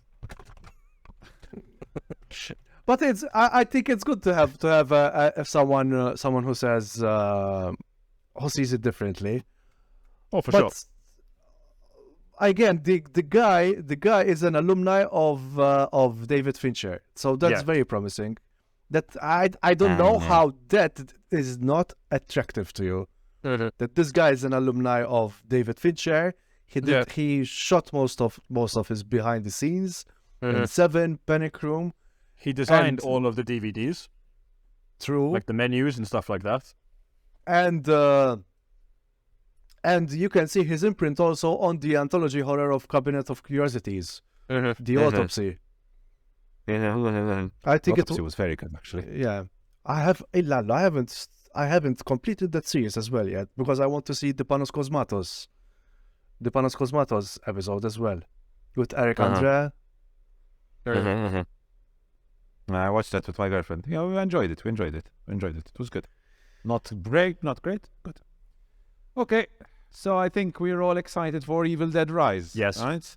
And how about our Franco. audience, if they're still there after blanking so much? How about our audience? What should they do, Andrea? Let me give you the honor. No, you know what? Let's give Joe the honor because Joe never says what the They audience should do. like, subscribe. You should leave a comment. You should follow us on all our socials. You can find us on Facebook, Instagram, TikTok, even Twitter. Go, leave a comment. Tell us how you feel. Tell us what we're doing. Go watch The Empty Man and then tell Andrea to watch The Empty Man as well. I want to see thousands of comments. Just the word Empty Man. That's it. That's all it needs to be. That's it. Okay? That's my call. I should be preparing for this show, damn. Joe, you dropped the mic. Here's my mic. There you go. Okie dokies. Moving on to the reviews. Joe, you're on fire right now, so I'll let you get into your first review for He's coked up. an He's amazing coked up. movie. Amazing movie. Time to get the white powder out for Cocaine Bear. Joe, take it away. So Cocaine Bear. For some reason, it's number 6 in popularity on IMDb and has a criminally high score of 6.1 out of 10. And as we can see for the ones who are watching, but I'll read it out for the ones who are just listening, it's about an oddball group of cops, criminals, tourists, and teens converge on a Georgia forest where a huge black bear goes on a murderous rampage after unintentionally ingesting cocaine. Now, this is very loosely based on a true story, with the true story being that a bunch of cocaine was dumped in a forest and a bear happens to eat it. That is where the true story ends for this film. Now, Andrea, you mentioned that you watched Shazam in installments and it didn't do it justice because you were distracted and all that and whatever. I'm normally I'm fully on the side of, look, when I watch a film, I tend to put my phone on silent, leave it on the other side of the sofa so I don't stay reaching over for it. So that's why I give my attention to the film. And I tended to pay Cocaine Bear that respect because I'm like, look, I've heard from some people that's pretty good. I've heard from some people that's pretty bad. I want to form my own opinion about this film. So phone on the other side of the sofa. I watched this film in 4 installments simply because it bored the living shit out of me. I think I got first about 25 minutes in and I'm like, I'm really tired. I'm going to take a nap. So I paused it and I had a nap for half an hour and then I went to make some food and stuff, put it on again. And then my girlfriend was going to go to a night shift. So I stopped the film, was helping her getting ready for the night shift, with making her food and stuff like that. Put on the film again. I'm like, this is not hooking me. I'm going to play some games for a little bit. And then finally, after playing games for 2 hours, I decided to finish the film. I'm not going to say too much about it. It's poor. There's so much in this film that just doesn't need to be there, of just poor decision making with what I think is a great concept. And I'm going to give you what my rewrite of this film would be if I had the rights to the concept, because as it's said, it puts this oddball group of some criminals and a cop and these teenagers, not even teenagers, kids. It puts in it literal kids, in this weird clusterfuck of trying to find the heart in this movie that doesn't need one. Sadly, it's the last ever screen appearance of Ray Liotta. May he rest in peace. You deserved much better than this for your last film. And it's not funny or entertaining, and that's the biggest problem when you're trying to make a comedy. I can't believe that Phil Lord and Chris Miller are involved in this film at all. They are? Yes. I think they were producers on this. At first, when I saw their names, I thought they were writers, and I'm like, there's no way they've written this film. There's no way. But I think they're executive producers on it. But anyway, the film, it's comedy. There are no jokes in this film. Its comedy is simply derived from watch this bear, which is on cocaine, fucking rip this person apart, and you're supposed to laugh at that, in these inventive not even very inventive kills, because they're not very inventive. They get ripped apart by a bear. And for me, it's a massive waste, because it's not even a poorly directed film. The problem is in its story. Like, Elizabeth Banks does a fine job of making things go from here and there, and it's fairly well shot. The bear is obviously 100% CGI, and you can tell 100% of the time. But obviously, how's the CGI job?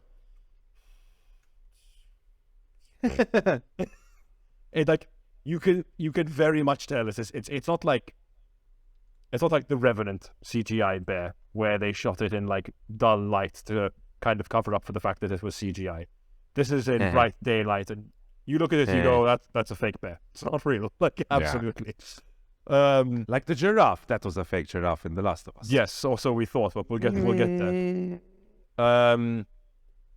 But yeah, like, again, the concept, I love it, of a cocaine-crazed bear attacking people. But you know how you make this film, 1, cheaper, and 2, better? And I say this as someone who's yet to finish a feature film script, and I've never shot anything substantial in my life.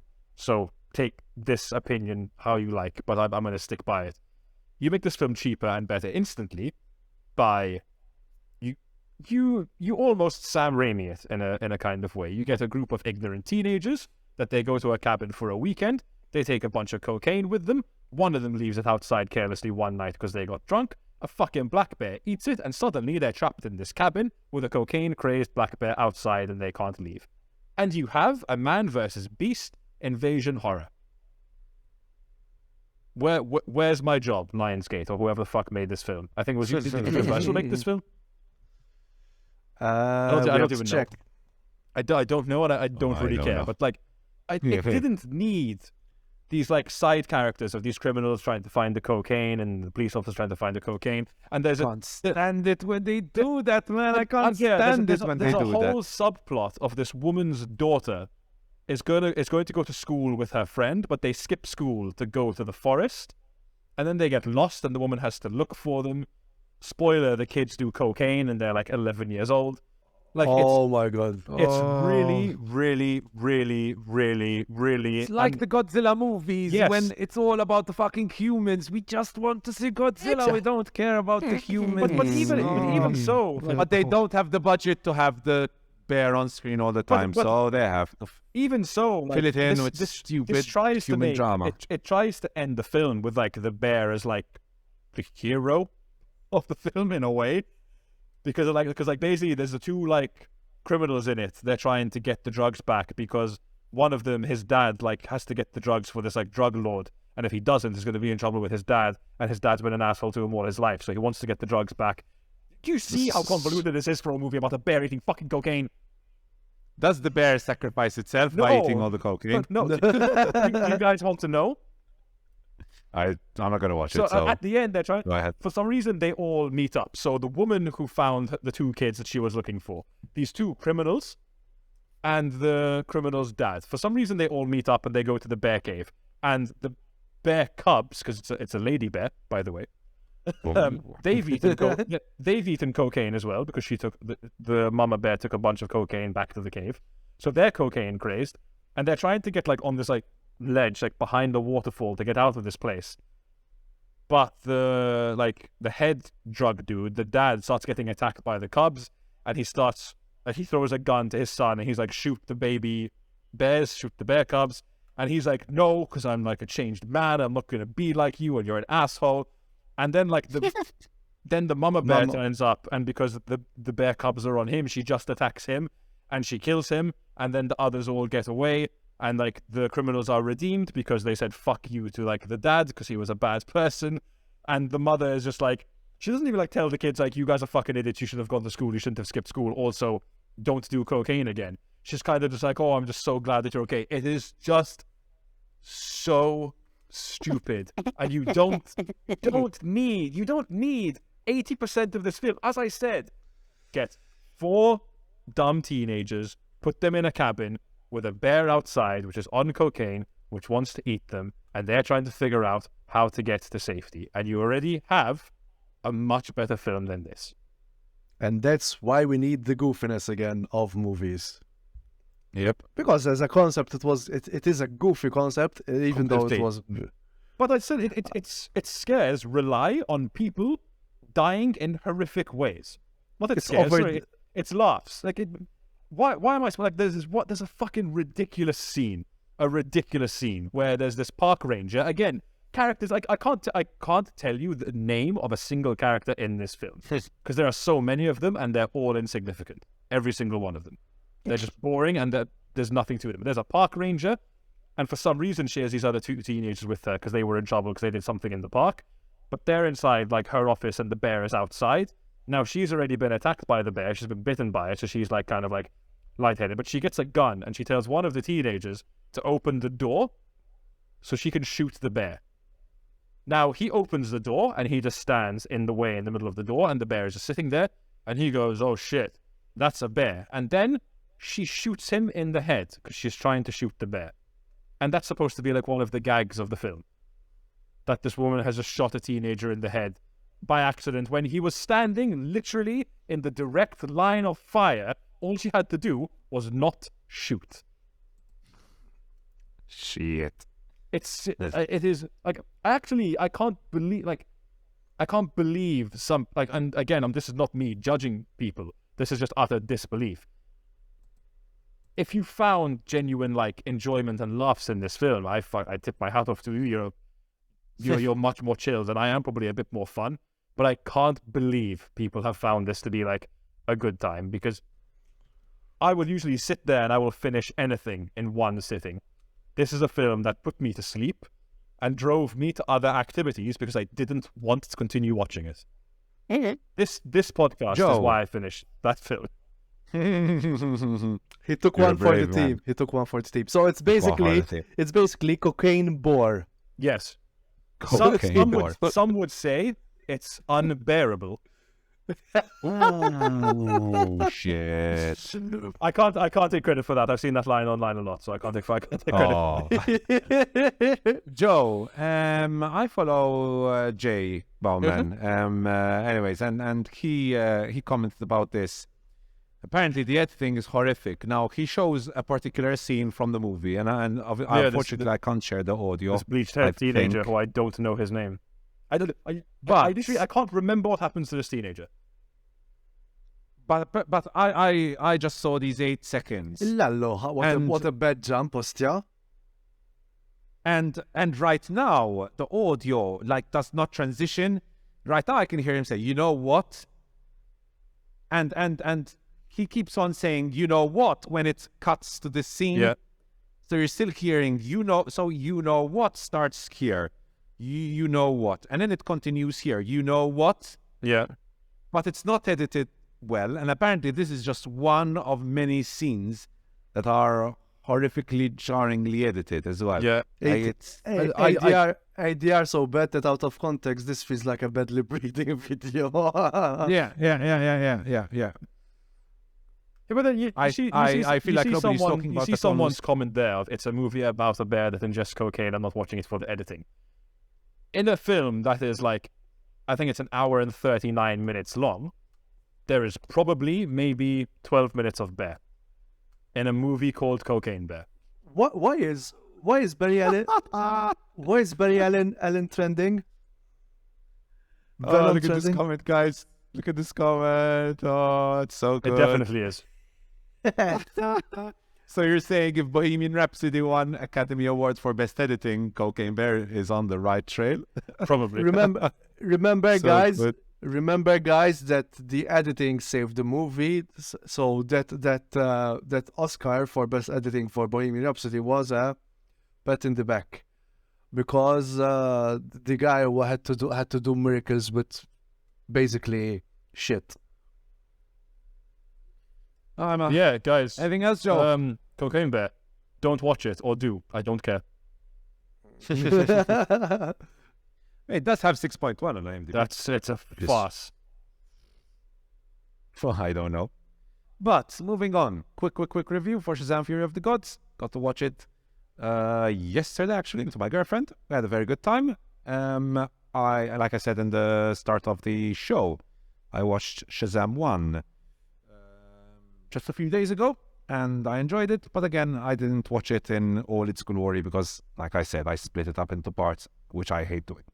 But Shazam Fury of the Gods was, in my opinion, a similar movie. It's the same concept, right? You've got this kid who's now a teenager, who's gotten this power. He can shoot lightning, fly, he's super powerful, cannot be injured by human weapons, he can only be hurt by magic.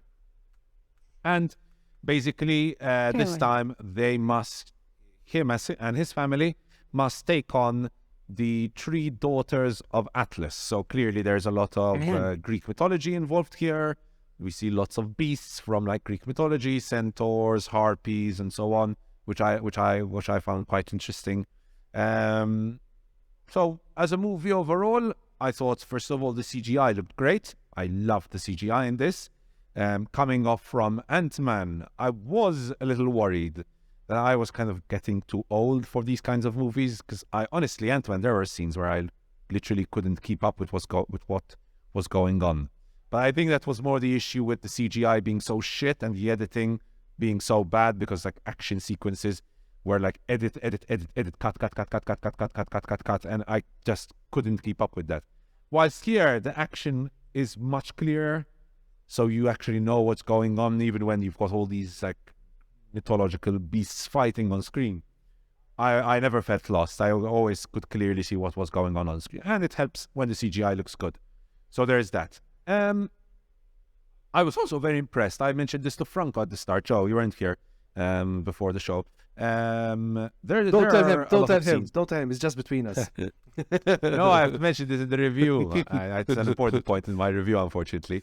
Where we see Lucy Liu. Yes, by the way, Lucy Liu is in this film. Flying a dragon.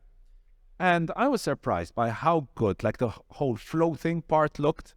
She actually looked like she was sitting on a dragon, not just like in, for example, House of the Dragon. Like characters, you could tell clearly they're not. Like they feel like they're just floating. There's weight. There's weight. You mean to say it's there's weight, and there is actual weight here. It feels like there's weight, which I really liked, and I was very impressed by. I was very, very impressed by the visuals, not just the CGI, but there were some shots which were actually beautiful. There is a particular shot where the dragon is shooting like fire at Shazam, and he's like facing the fire, and that particular scene was beautifully shot. So props to David F. Sandberg. Like his direction was very, very good. I also really like the humor. I think Zachary Levi's comedic timing is just excellent. He has a giggle, this like very childish giggle, which works excellent. He's like, ha, ha, ha, ha. And that laugh where he's like, this is not a normal dude making that laugh. It's like a teenager who is in a like an older body. So that works really well. And I get the feeling that a lot of... But the thing is then, the first Shazam was really well reviewed by critics. very wholesome. So, yeah, because it was very wholesome. So, listen, is it a perfect movie? Clearly, it's not a perfect movie at all. Like, there is a particular romance that was so cringeworthy. But at the same time, the movie was making fun of it. Because you had characters making fun of this, like, very cringy romance going on. So, in the background, you see, like, characters going... Which was still made it fun, even though the whole romance was forced. I couldn't understand why. It was very forced. But at the same time, it was funny because you had characters in the background being like, what are they doing? It's like, so that still was funny. The childish humor, I have to admit, made me laugh. There was a Gatorade joke scene, which I was crying laughter. Talking about crying, there actually were two scenes, not just one, two scenes, where there were maybe 20 people in the cinema we were watching it with, and I swear everyone was crying. I said, like, literally crying, not because of laughter, by the way, because they got emotional. Sure. Now, there is a particular cop-out at the end, which I'm very sad about, and I wish they didn't do, because, as always, we always say, these movies need stakes. They have no stakes, man. And the cop-out really ruins a very powerful emotional moment, which I was very sad about. I knew it was going to happen, Apparently no one else in the audience knew that this was going to happen because everyone was crying. But still, up to that emotional point, it was great, but then there was the cop-out. There's a very, very awkward scene involving Gal Gadot in this. Yes, spoilers, there is Wonder Woman in this for a very, very short scene. Okay. It was very awkward. My girlfriend burst out laughing when she saw her. She's like, what the fuck is she doing? And I could understand completely. It's very awkward. Like, she has this laugh. I don't laugh, or this smile on her face. It's very weird. I don't know why that was included. Helen Mirren is great. Helen Mirren is very, very good in this. Lucy Liu felt a little, like she was hamming it up a bit too much. Calypso. But she was okay. I also really like Rachel Ziegler as well in this, who you might recognize from West Side Story. She was very good. So overall, I had a really good time with Shazam. Does it deserve to be this critically panned? I think not. I think critics are being a bit too harsh with it. As someone who, listen, I am very forgiving with comic book movies. So there's that. So keep that in mind. I'm quite forgiving. Now, when it's as bad as Ant-Man 3, I will be the first to criticize. But when I see good elements, there's this wholesome element of the family, and then there's a heart to it. There's a certain heart to it, which I like, and which pulled me in, and overall it worked. I enjoyed it. If you like comic book movies, I recommend you go watch it and support this movie, because I think they deserve it. Yeah. So those are my thoughts on Shazam, Fury of the Gods. Now, shall we get into The Last of Us, guys? So, last week, The very last. we had the final episode. The very last of The Last of Us. The very last of The Last of Us. This Monday. Very weird. Can Yes, Franco. I make a quick comment? The poster looks very unbalanced design wise. Can you go back onto Shazam IMDb quickly? There's so many people on one side, and on the other side it feels so empty. True. It's just how True. it's a weird poster. Eh? True. It's a very bad poster. Very bad poster. Yeah. I mean, the extra. I'm feeling. I'm feeling it's unbalanced myself. Did you guys see the Mission Impossible poster? By the way, it fucking looks great. No wonder he did that 7 times. They needed to get that fucking shot. Vesh, man. Go from that horrible poster to this. This is a poster I will go. That will pull me to the cinema, man. This looks great.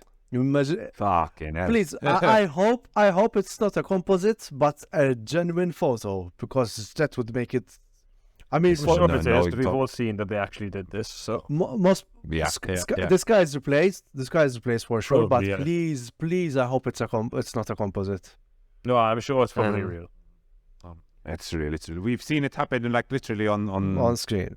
They And took a shot. and I wanted to say and accept the cop out for you, for also frustrated you to no end. It's like why the fuck did I even cry then if he was going to be saved at the end of the day? Yes, that's the thing. Like, I didn't cry because I knew what was going to happen. I could hear a bunch of people cry. I was like, don't they know? Like, obviously there's going to be a cop-out, like, at the end. Like, come on. But, and I wish I could feel more emotional, because the scene was actually done really well. And, like, the actors were doing a very good job. They were acting their heart out in that scene. And I was like, oh, I really want to feel more emotional. And I can feel certain emotions. But at the same time, at the back of my head, there's like, yeah, you know what's going to happen next, right? You know what's going to happen. And it happened. And I was very pissed off about that. But that's just a small part. I can forgive it because I had a good time with it. No, Clower. But anyways, good time at the cinema. I enjoyed it. I know a lot of critics did not. I understand why. I personally had a very good time. So back to The Last of Us. I don't know why the back. I was gonna say that sequence that was shown. That was shown of the flashbang. That was a very well done sequence, Estra. When you just Oh yes, brilliant shot. Yeah, this one. And you can see the guys in the back. Did you notice the guys in the back in that scene? Yeah. It was so well done. So well done. And Really well by shot, the way, this is a trivia moment. The last episode was directed by the director of Holy Spider, which is a great movie. You guys should check it out, especially for the last scene alone, which was just chills, like goosebumps. Just watch Holy Spider, guys. And Franco, as someone who hasn't played the game, how emotional did you find the hospital sequence? To tell you the truth, I wasn't. I was expecting something more.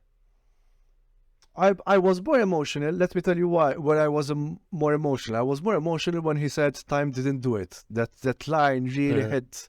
That line was a gut punch. Yes. When Ellie goes. So I guess time he's on all wounds, and then he goes. It wasn't time that did it. That really hit. The hospital scene, I think what threw me off is like I told you guys in the chat, was that he saw the levels as if in the apocalypse people were gonna give a shit about where they're going to perform the surgery. Okay? Look, and then he's like, oh. There's a lot of holes we can pick in this particular idea of The Last of Us. Even in the game, we can pick it apart as to why this is kind of stupid, but it's compelling. No, but I think you said, Joe, that in the game, or Andrea said that in the game, the idea that it happens in the pediatric ward is to create a sort of mood. There is a certain this chilling feel. Yes, right? yes. Of kids, you know, and it works in the game. It works, and here it works as well. Don't get me wrong, Viri. I mean, did you say that it felt slightly rushed? Andrea. I did feel it was quite rushed. Let me tell you why. So, I had to think a lot about this because I obviously haven't played the game in quite a while, but as I was looking, and today it came to me, as I was looking through the news today to check what to mention and what not, I saw a particular article about this, about another author, I think it was for Colliders, stating why they didn't feel that emotional impact, the strong emotional impact that they felt in the game. They still felt it, and I still felt it as well, but there was something. Just the fact, and I think this there's no way you can translate it from the game to the series. There's just no way, because it's just inherent to the system you're playing. You're using a controller and you're pressing buttons. So you are actively shooting yourself. You're pressing the buttons. You are actively shooting the Fireflies, right? Who these guys who want to save the world at the end of the day. And you are selfishly killing them because you want to save one person. Now, in me playing the game, I wanted to save Ellie. Like, I wanted to save Ellie. I didn't think about all the people. I was like, get out of my fucking way. Give me back Ellie. I want Ellie back. I don't fucking care about the world. I was completely 100% invested and fully in Joel's feet. I was like, fuck, give Joel back Ellie. I want Ellie back. No. And obviously, you've been with these characters for what, 20 hours, 25 hours, something like 20 hours. You've been through countless tense sequences, countless moments together. And obviously, the series can't be 20 hours, let's be honest. And you can't have all those action scenes. I understand completely. But because at the same time, it's not the fact that this episode needed more action, but also something like, for example, Joel taking Ellie and running off with the sirens blaring, and there being like a quick chase sequence there, and with Joel like whispering, "It's all right, baby girl, it's all right, baby." I think that would have lent more into adding more like emotional impact of the sequence, because all it ended up being was boom, boom, boom, boom, boom, boom, shoo, out, shoots, what's her name? The leader of the Fireflies, and he was out. It felt very fast. And I don't think viewers, at least from my point of view, had the time to like digest the whole thing. Like, all right, Ellie is in the pediatric hall. Oh, she's going to kill her. Boom, boom, boom, boom, boom, dead, everyone's dead, and they're out. How long did it take? I don't think it took longer than 10 minutes. Right? That's true. That's all. I also felt it. And someone they even complained that the hospital scene was not gory enough. I forgot. No, I don't care about the gore, honestly. I don't care about the gore gore. I mean, becomes gratuitous to an extent. Yeah. Then But it wasn't gratuitous. I think the focus here was Joel. In a way, it makes sense. He's redeeming himself for almost. I mean, he didn't allow it, but he's redeeming himself for his daughter's death. Yes, completely. 100%. Even though, Joe. and like even when I said like he it's tragically selfish, but I understand it. And Joe also, Oh, which then now Joe takes over. Go ahead. Joe, your thoughts on the final episode? I really like the final episode. I do agree. What I do think it did need was it needed some moments, just needed a bit more time to breathe. And that's all it needed. Just a few moments here and there. Like I feel, for example, after Marlene tells Joel like what's going to happen, I feel like there could have been a bit more time to breathe on that, because it goes from her telling him to him instantly going, no, fuck no, like you're not doing this. Which is, I mean, as you say, Andrea, it's a consequence of it coming from a game to a strictly only visual medium, not an interactive medium where you're playing it. Because in the game, the pacing is exactly the same in terms of the dialogue and the way things happen. What is different in the game is that you have the action sequence of, and it's one of the most difficult parts of the game as well, of killing all the fireflies. So you have that struggle that you get through in the game at that point to get there. So that's why I feel that there's a bit more time to breathe. Like even you said, if there was a part of him like leaving with her and stuff like that, you didn't have that in the games, but because you got through all that and you you had to actually press buttons to off a bunch of people, you felt a bit more invested. That's why with this, it just needed it needed like a second just to go like, whew, at certain moments, I think. But I mean, otherwise, it again, like I'd said this, I believe last week, like us as gamers, we've been done dirty by like Hollywood adaptations. Ooh, countless times. So like I'll name one which for some reason never leaves my mind. The Max Payne movie is an atrocity with Mark Wahlberg that came out sometime in the 2000s. So I feel like at the same time, I just need to sit back and enjoy the fact that we got something so good for a change. Whilst also looking at it objectively as well. I don't think it's some like perfect masterpiece or anything like that, but it is very, very, very good what we got. It is probably as close to the greatness of the game that you can get in a strictly visual medium, I think. I know, Joe, I was talking about this part when just when you take her out of the room and you're like, and you can hear the fireflies.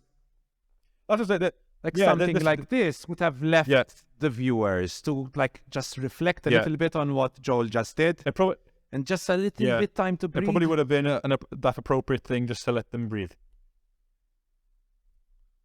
And you're like, okay, yeah, he actually did this. Fuck, man, he's going to like ruin humanity doing this. But at the same time, you're like, oh, but he loves Ellie so much, and like. But Joe said, is he really ruining humanity? Like, with what kind of equipment and technology do they have to make a vaccine to begin with? Exactly, that's exactly, and a big nitpick as well from a lot of people in the medical field is how does this brain surgeon know how to synthesize a vaccine as well? Sorry, Joe. You can poke holes all over it. Oh, 100%. Sorry, Joe. 100%. I just realized how close to the game it looks, but not with Yes. Yes. Excellent. Also, fun fact: the woman who plays her name escapes me. The woman who plays Marlene in the series is the voice of Marlene in the game. Sure. Yeah. Really? Oh shit. Oh, that's why I thought she so sounds good. exactly the same. Damn. All right. Lalo. Oh, no wonder Marlene is... Yeah. Yeah, that explains a lot. But yeah, obviously, like you said, Joe, we've been spoiled Yes. by The Last of Us. Let's be honest here. I- We've been completely spoiled. And as a mush gamer, as a non-gamer myself, I enjoyed it. It's a good midpoint, I feel like, and it's a good bridge to season 2, especially with the tension created with Joel's lie. Yeah. There's even though secretly I hope that he's not wrong, that there might be someone, other people like Ellie. Am I should like In the game, Joe, did you remember reading? Because I don't remember all the details, but I remember reading some notes in the game. And they were like, Ellie's not the only one who's kind of like immune, and they've tried to test them and it didn't work with them. So in the game, it's like hinting that, probably is not going to work for Ellie. So the game is kind of like pushing you more to be like, Joel's right and trying to save her because there's no chance. Statistically as well, granted, humanity is 100%. on its knees at this point. Statistically, there's going to be someone else who's immune. You know? Yeah. But these are questions exactly. we can't ask in fiction because it rips the whole thing down. Like we can't we can't even ask the question because my girlfriend, who is an anesthetist in training, as soon as she took her off all those machines, her brain went to like, she's gonna fucking die, dude. Like you can't just pull someone off those machines like that. suspension of disbelief. You have to have that suspension and of disbelief. full disclosure, like my girlfriend has played both of the games and adores them, and she loved the TV show as well. But she's able to go like, look, this is a work of fiction. It is what it is. They need to break some rules here and there. I can't wait to have like a girlfriend as yours, guys. What do you mean? Yeah. But then again, I'm a Latin lover. Did you guys see the Abby poster, by the way? That's from the game though, the Abby poster. That's from the game. Yes. I remember I had it as my phone background for a while because I'm a dork. What's her? Oh fuck yes, what's that's from the game. All right. What's the actress's? Yes, What's the actress's name, by the way? Of Abby. In the games played by Laura Bailey. She appears in this. As appears for just a little as bit. Ellie's mother. No, that's all. Ashley Johnson. That's the voice of Ellie. No, that's Ashley Johnson. Okay, she was the voice of Ellie, and she was the yes, mom. this poster is from the season actress 2. for Not from season 2, from the game, because I remember I definitely had this as a phone background. Lala, how good this, yeah. No, Franco, what I can tell you is I relate to the meme fully. There's the one. It's the Pedro Pascal meme. There's the face of him smiling from Unbearable Weight of Massive Talent, of like people that didn't play The Last of Us but watched the TV show and they're excited for season 2. And then there's the crying Pedro Pascal, and then it's like gamers that played season 2 knowing what's coming. yeah. No, I know what's coming as well. Don't worry. No, but trust me, even if you think you know, you don't really know. It goes places. Jesus Christ. I've seen it, guys. That's why. No, but still, it's something like I remember Matt Bonanno, who we had on the show. Shout out to Becerra and Matt Bonanno.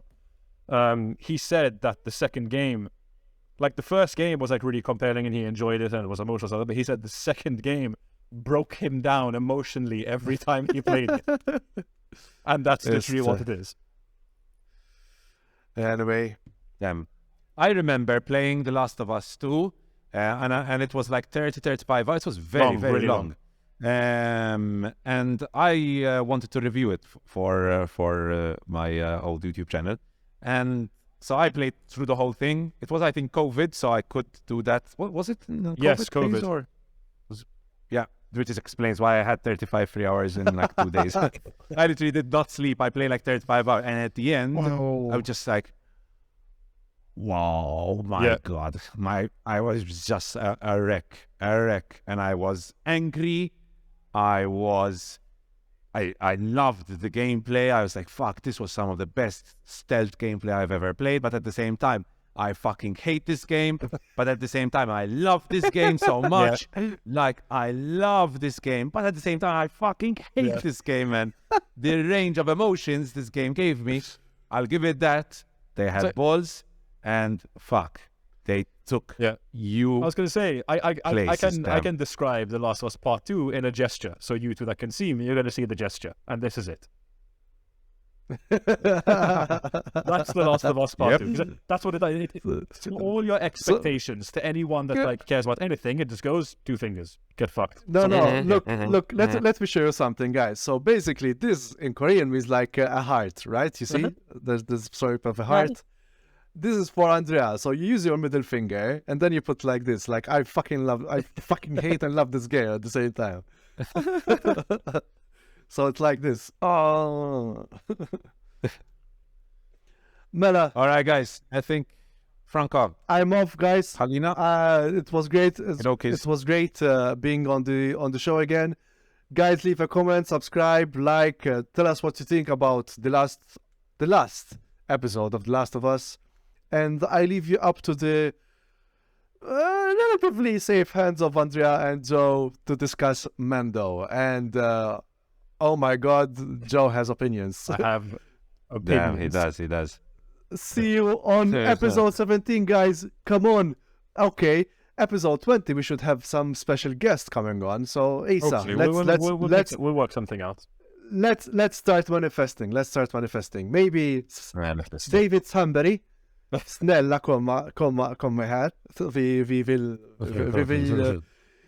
jättemycket snacka med dig. Swedish does not sound like a language. I'm just gonna throw that out. Dude, the first time I heard Swedish, is like, are you guys singing? Especially Norwegian. Especially if you watched Elvish. Especially if you watched Worst Person in the World, one of the best movies. I love that movie.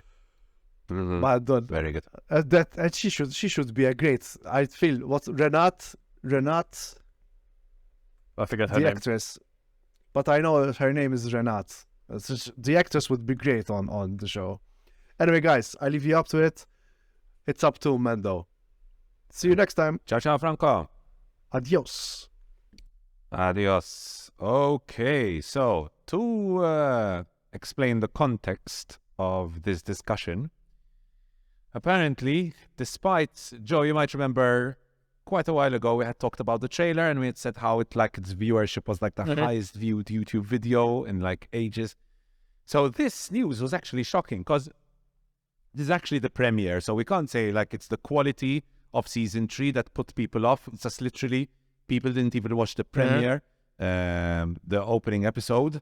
We'll talk about why this was a little later on, but yeah, so apparently viewership for The Mandalorian has been quite low, and to make matters worse, not only is this week's episode, so we're talking about episode 3 of season 3 of The Mandalorian, not only is it the show's lowest rated ever on IMDb, I believe it's 7.3, 7.3, it's also, I looked at the viewership of episode 3, it's actually the lowest viewed of all time, lowest viewed Mandalorian episode of all time. So, some chinks in the armor for what used to be Star Wars like flagship, right? It was like The Mandalorian, that's the quality show. It's the one thing that fans love, and there is like no discussion about it. Like everyone loves The Mandalorian. But question marks, and it's starting to become divisive. So, Joe, what's up? So, for people that do follow our social channels, I watched and I reviewed episode 1 of The Mandalorian instantly. Like we got that review out there as soon as possible.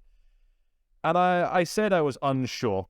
And I said, look, I'm not trying to be too negative about it, but I'm not trying to be too positive. We'll see where it goes. But it happens to me a lot with a lot of Star Wars things where the first time I watch it, just because like I was brought up on Star Wars, like the thing me and my brother like share the most about, now my brother is 9 years older than me, so there's quite a big age gap, is he brought me up on the Star Wars films, and we've always bonded over it, and it's the thing we love the most. So anything Star Wars, I try to take in with a positive attitude because it's just something I love so much. And I do have rose-tinted glasses usually when I first view something. Like, for example, when I first saw The Rise of Skywalker, I convinced myself that it wasn't that bad and I liked it. It only was about a week. Really? No, I came out hating it. Only I came about out a week later, I was like, I can't keep lying to myself. Like, I have to be objective. No, I came out of it telling my parents, like I would watch it with my mom and dad. Because my dad, to be fair, likes Star Wars as well. I was like, fuck, man, that was horrible. There's really, why did you? I was definitely like, it's it's a bit messy, it's not very good, but it's not that bad. Like, it's got some heart and stuff. I tried to forgive it, but it doesn't work out, and I realize I have to grow up a little bit with that. But I was very excited for The Mandalorian Season 3, despite not liking Season 2 very much and hating the Book of Boba Fett. But I was like, man, I just like what they did with the first season, and I really hope they return to that again. Now, my main problem with this show is in a lot of its logic, and it's Star Wars. I get that.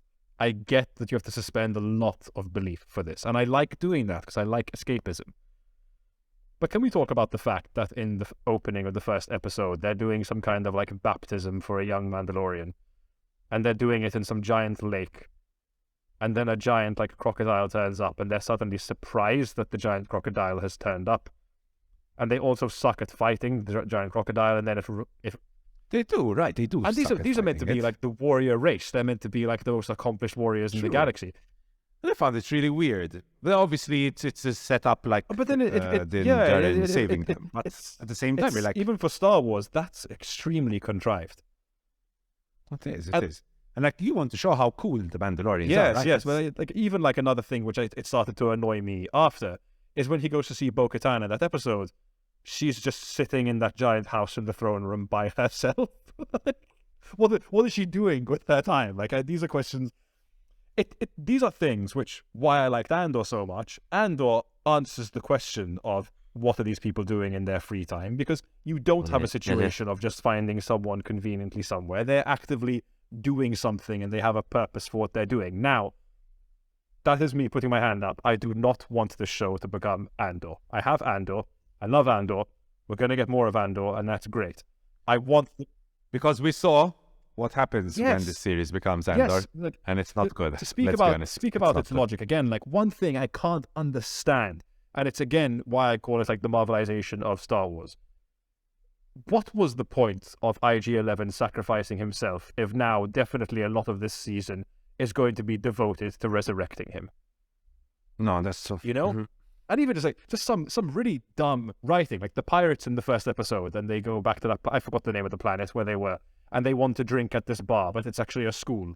And the best retort they have when the guy tells them they can't drink there is, well, we're going to drink here anyway. Like, it just, everything is just so lazy this time round. Like, I can't understand why, and it's a thing that now I can't really forgive the sequel trilogy for.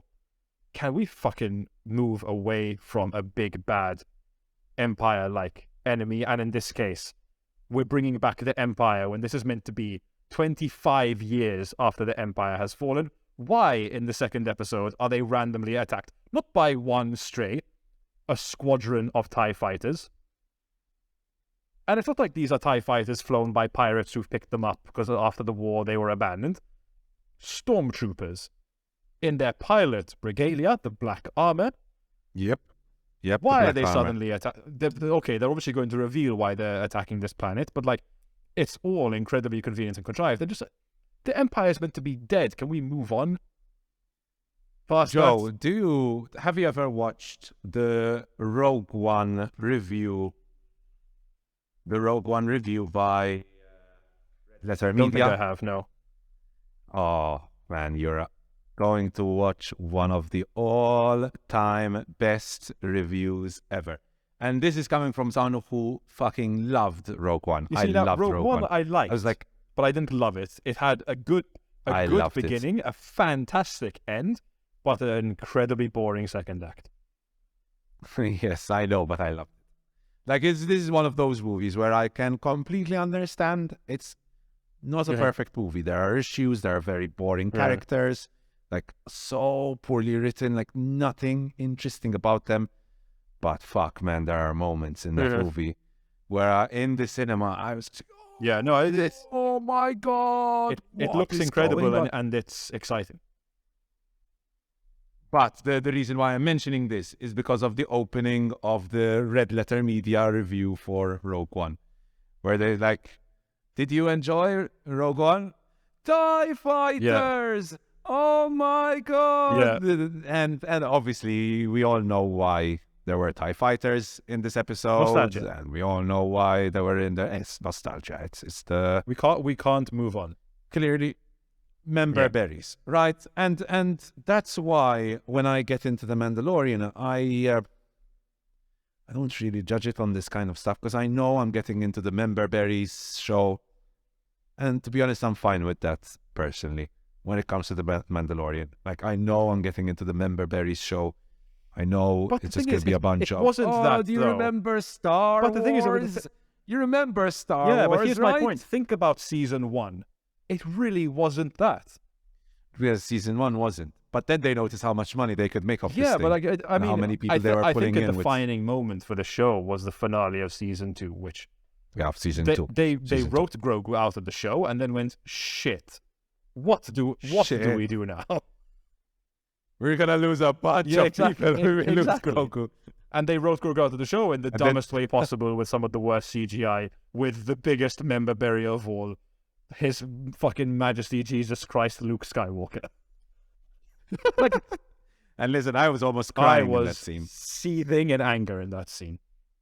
Really? No, I was crying when I was The it. things I liked the most about the Mandalorian season 1 was there was a little bit of the member berries. So like, he didn't even fight many stormtroopers in season 1, but you saw like the helmets outside because obviously stormtroopers weren't welcome there, like on the spikes and stuff. And it was this like lone wolf and cub kind of thing, and every episode was a different adventure. But I liked, and it's the thing I love the most about Andor, it didn't give a flying fuck about the Force or the Jedi.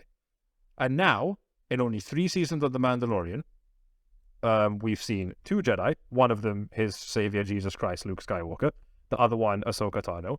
Definitely more are going to turn up. We've got, for some reason, she's like beloved with the fans, the character he goes to on Tatooine to like fix shit. I can't even tell you her name.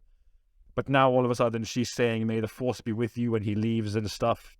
True. With I know. the... It's like, I'm going to continue watching it because it's Star Wars, and at the very least, okay, I'm about to praise the show heavily here. The action sequence at the beginning of episode action 3 is good. is fucking incredible. I can't believe it's good. a TV show. It's good. It's good. It's good. It's good. It's It's very good. It's very incredible. good. Like, the flying Yes. looks great. And I always say that flying is one of the hardest things to do when it comes to CGI, making it look real. And you can tell, however, that where they're shooting these scenes, these are real scenes, like real locations.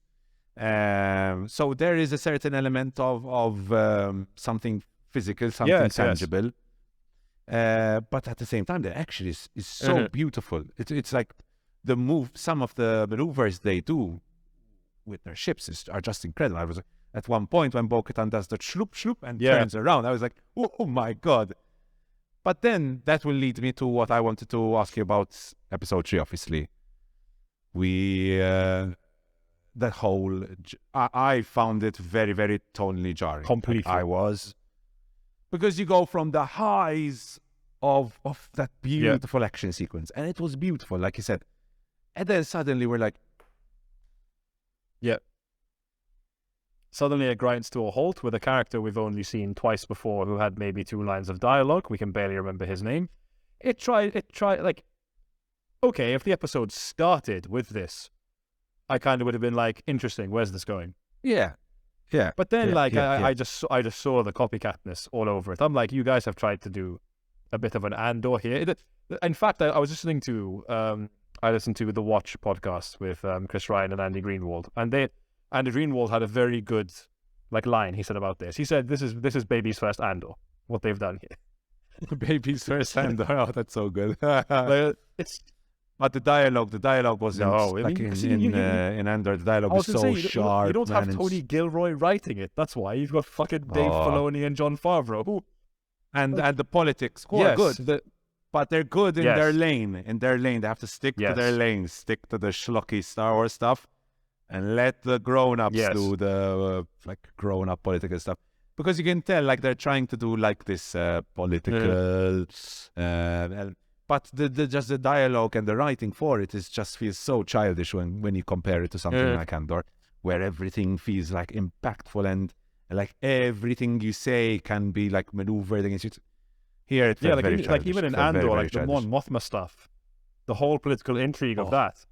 It so happens good. over 9 episodes for it to hit a boiling point. It does. But the fact that it's so well written and there's so much of this secrecy and going behind her husband's back and then trying to get this guy, and this guy gets taken away. It's so dense in something like Andor, which the Mandalorian just doesn't have.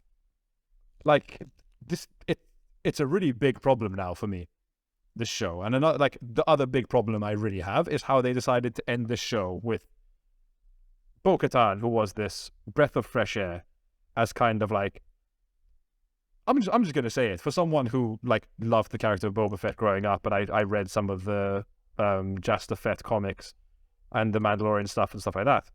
The Mandalorians in the show are fucking boring. They're so dull. Do you like Bo-Katan though? Because I really like her. I was saying, she's a breath of fresh air. I really she's like the punk her. rock version of a Mandalorian. She takes off her helmet, doesn't give a shit. She says what she wants. She knows what she wants, and she goes to get it. Even the music they play when she's in the scene, she's great. She's in an action scene. Katie Sackhoff is really great, good. but she's great. You end this episode with her now being a convert to the Mandalorians, and now yet another person is never going to take off their helmet. Oh, no, I don't think she is. I don't think she is. She's clearly going to I certainly hope so. But another. No. This leads me now. She has too much of a personality. She has too much of a personality to ruin her. This leads me now to the biggest problem I have with this show, and it's a shame because in season 1, Din Djarin is quite robotic for most of it, but then he has that moment when he eventually does move his helmet, and it humanizes him. Oh. Very and you powerful, see that very powerful. He's afraid and he could die and he's putting his faith in someone else. You immediately felt a connection, and you then that kind of left me waiting for when are we going to get a bit more of that? What I think this show should have been is him slowly moving away from this strict creed and religion and literally being the lone wolf that he should have been. See, I always thought that Bo-Katan would be the character to pull him away from that until we see the personality and the true character of Din Djarin coming out as this caring father figure for Grogu. I thought that would be, and Bo-Katan would be the person to pull him out of that. So far, it hasn't been that case. I hope it happens this season. I doubt that is the direction. My problem with it all is because you can have a faceless protagonist and make them compelling. It's more difficult, granted, because you're taking away a lot of the tools that an actor has at their disposal. But we all know it's not Pedro Pascal in the suit. He was doing The Last of Us whilst they filmed all of season 3, and then he did the voice lines. The problem is, Din Djarin as a character is not compellingly written. And I have to say, Pedro Pascal isn't really doing anything with the mediocre material he's being provided with. Because even in stuff we're getting as well, they're doing it in the sense of he's trying to teach Grogu new things, when they were firing past the fireworks and stuff like that. These exposition dumps delivered by a fucking AI chatbot. That's what who sounds a little bit like Pedro Pascal. That's what this show has become. Even a moment where he had he could have been slightly grandiose, which led to one of my biggest laughs I've had in the last 4 weeks, because I found this scene particularly fucking so stupid in the way it was what happened when he goes into the waters of Mandalore and he starts reciting the creed of how he's going to be absorbing stuff, and then quite comically he falls down to the depths at breakneck speeds. By the way, how heavy is this guy's armor? How is he walking? Can we just ask ourselves that? Again, I know it's Star Wars and you have to think about logic, but this guy hits the bottom faster than someone wearing the armor, propelling themselves with a jetpack, gets to the bottom. Can we just, That Vexar Arbor, man. I Holy just- shit. it really, not even upset at this point. I'm extremely disappointed with the show so far. I like, it's only 3 episodes in. It's going to be 9 episodes, as far as I know. How many episodes? I 9 in think total? 9 is the standard for what Disney normally do. All right. But I hope Uh-huh. they can bring it back and they can inject some much needed life. At this point, I can't see it happening. But we'll see. I can't see the direction they're going. So, like, what did episode 3 set Nothing. up? So, the return of the Empire, number 1. Clearly, Moff Gideon is going to return. I don't believe that. I think No? the character, I didn't even get her name, but she's played by Katie M. O'Brien. The woman with the shorter hair who befriends Dr. Pershing and eventually fucking fries his brain. I think she's going to be the new big bad. I Really? cannot So see Moff Gideon coming Cloning, back. do you see that having... Really? Yes, all right. Do you see the cloning having anything to do with, like, the Emperor? I certainly hope not. Madonna, please don't. But also, Because, like, if that happens... that would also fix the line of somehow Palpatine returned. But Yes, but I don't want that. If this is all setting up like the Rise of no, but to be fair, Skywalker, they confirmed I'm in Rise of Skywalker I'm he up. wasn't cloned. He just survived somehow. Oh, okay. Somehow. what- Somehow. what I- that Yeah, line, man. like- that line. I can't exactly like. At least, okay, with Andor, you knew that this was going to be a show about Cassian Andor and how he gets into the rebellion. But again, because it's so well written, that happens over 9 episodes in Andor. He doesn't go from one episode and then it's like, maybe I'll be... No, he goes from one episode and says, fuck no, I'm not going to be a rebel. I just want to get money and get my, like, adopted mother out of here, kind of thing. And he gets broken down until the point that he realizes he has to be a rebel through character development and through things he experiences, through horrors that he sees firsthand, you know, through actual character development. Like, we have 3 episodes which are somewhat connected, but not at the same time. Like, they're definitely in a chronological order. But as you say, they set up nothing. What we know is that this character, again, I don't know her character's name because she went by like a code name, and I wasn't paying attention when she said her actual name. We know that she's definitely got a nefarious side to her because she basically baited this Dr. Pershing and then fried his brain, so she's probably going to have something to do with something eventually. Maybe Bo-Katan is going to be like a sleeper agent in the Mandalorians and pretend to be like, oh, I'm a convert now, but then bust out.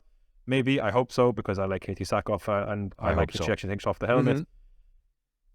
But it's really bad that 3 episodes in, this is totally directionless. And why that wasn't a problem with season 1 of The Mandalorian, because it was very clear from the first episode of The Mandalorian that it was going to be Adventure of the Week.